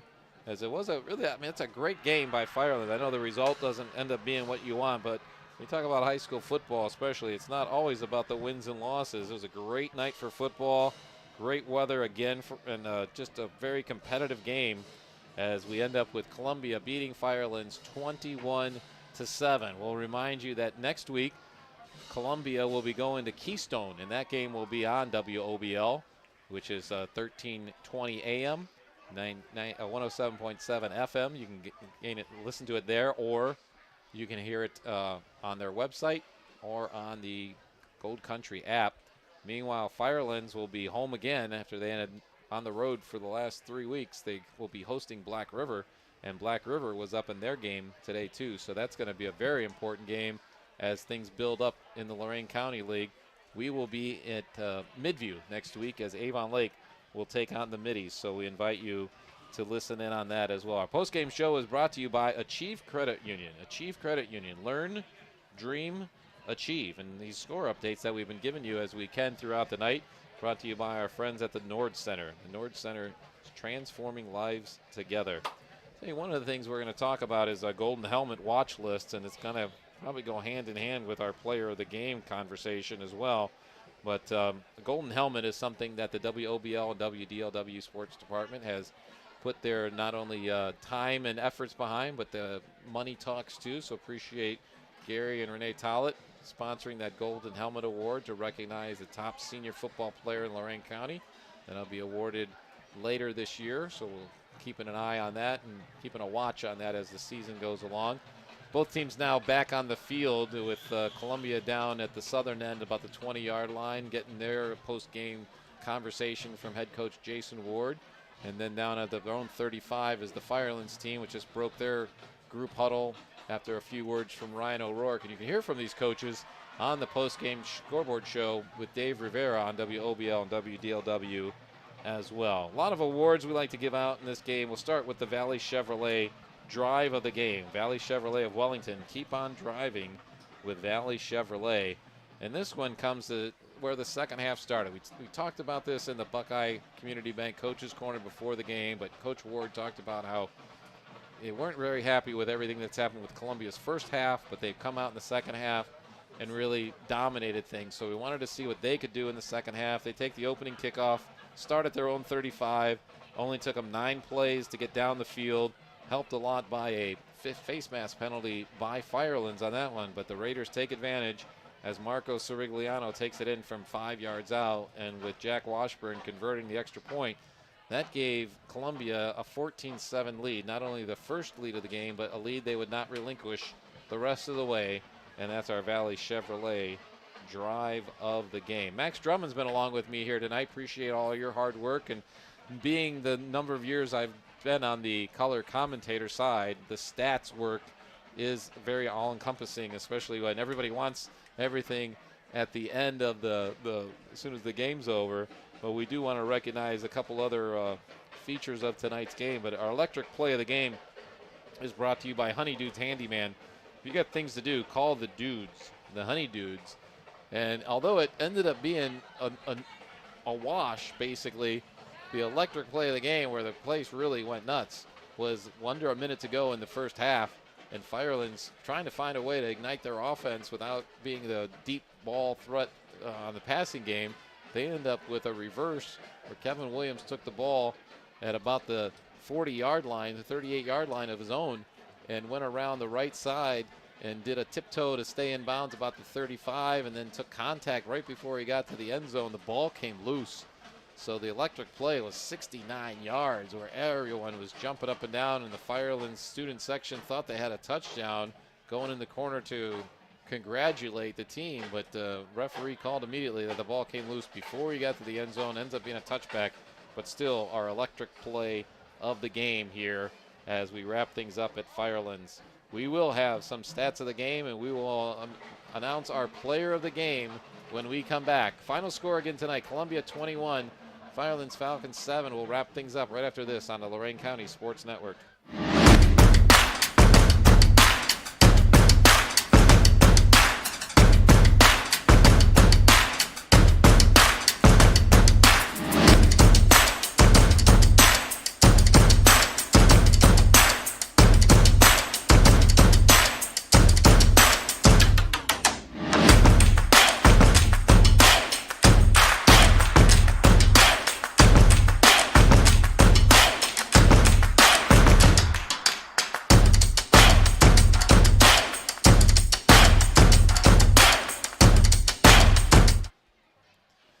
So much fun on a Friday night. I hope you guys had fun watching this one. Columbia beats Firelands 21-7 to open up conference play for Lorraine County League, and we'll be following them throughout the season on WOBL. We'll be back out here in a couple of weeks when Firelands host Keystone. And we've got an Oberlin Black River game coming up too. So you're going to hear and see a lot of the Lorraine County League on the Lorraine County Sports Network. That kind of makes sense. Yeah. Another thing that makes sense is making sure we recognize some of the fun of tonight's game, including we have a collision of the game, and this was really another exciting play. Certainly a candidate for electric play of the game, but the biggest play of the night for Columbia was a 28-yard run by Marco Sirigliano. Their second biggest play of the night was when they had the ball at the Firelands 45-yard line, and both teams tonight not really known for their passing, but Columbia's Ethan Meyer makes a great connection across the middle, and it's a 25-yard gain. And as the Columbia receiver turned to head up the field, we get today's collision of the game. Yeah, right there. It was in the third quarter. Ernie's auto body collision. It was brought to us by Tristan Bourne of the the Firelands secondary. Yeah, he knocks the ball loose, and then Firelands picks up the loose ball and returns it to put themselves in position to score at the end of the game. But then unfortunately, that drive ended up, we had back-to-back fumbles on those, but definitely that was a big collision, big play of the game, and again, brought to you by Ernie's Auto Body, where wrecked cars are made new. So let's go to you have some of the stats ready for us, Max, and stats, as always, brought to you by our good friend Alan Januzzi, CPA, where it's all about the numbers, and the numbers tonight say a lot about, obviously, what we saw in this game. They do. So Columbia, very balanced approach, especially for their standards of running the ball so often. Marco Sirigliano, 209 yards on the night, over 6 yards a carry. So a very strong performance. He also had 2 touchdowns in the second half as well. And as a team, they had 361 yards total. So they did a great job. Ethan Meyer doing a lot of that damage too. He had 105 through the air and 40 on the ground.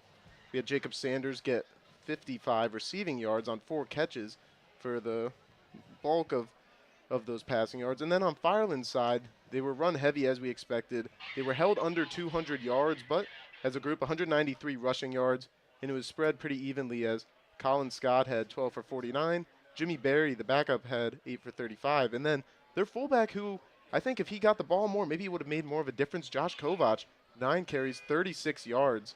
And, of course, Kevin Williams, that 69-yard run right before the half, and only 5 yards passing. So very one-dimensional tonight. Well, you mentioned that. One of the things we know we talked to the coaches about with so many players that go both ways, you don't want to overload someone at one end or the other, because Kovach we heard his name called multiple times on the defensive side of things too. But when it comes down to it, at the end of the day, I mean, you led with the stats, and we always like to award the Zabel Apparel Player of the Game award. And getting the T-shirt from Andrew Bauman, our cameraman right now, is number 3 out there right now. So repeat the stats for Marco Sirigliano. He broke the big.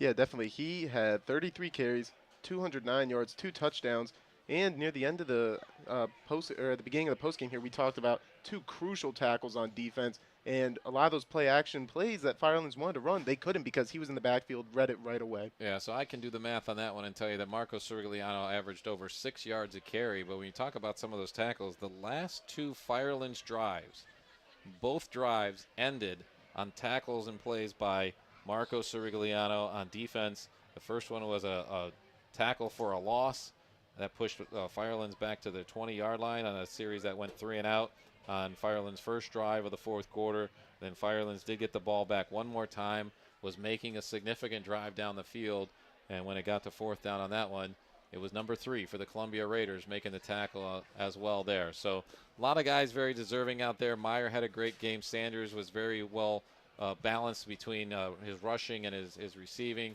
And that front line for the Columbia Raiders, you don't have a running back out there getting 200 yards a game if you don't have a front line that's doing it. But certainly Marco Sirigliano not only getting today's Zabel Apparel Player of the Game, but definitely part of the Golden Helmet watch list.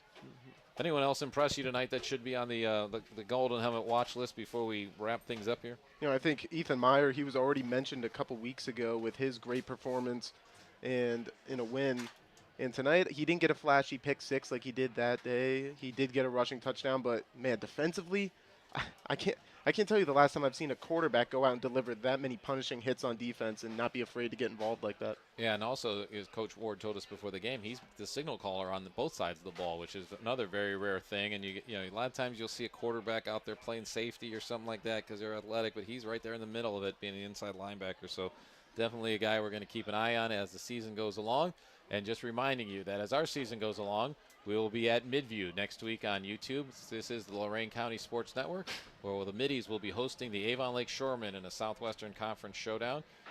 Hopefully we're having Mike Rush back here. Nothing against you, Max. Sure. Appreciate you jumping in here and doing a fabulous job with us tonight from Firelands. And chances are, they'll probably give you this headset that I'm wearing eventually because they'll say, like, hey, that guy's much better than the first guy. But we'll do the best we can. But making sure that we tell you that after the broadcast is over tonight, please join Dave Rivera from the WOBL and WDLW studios with the absolute most comprehensive post-game show with all the scores, as well as statistics, player interviews, coaches interviews.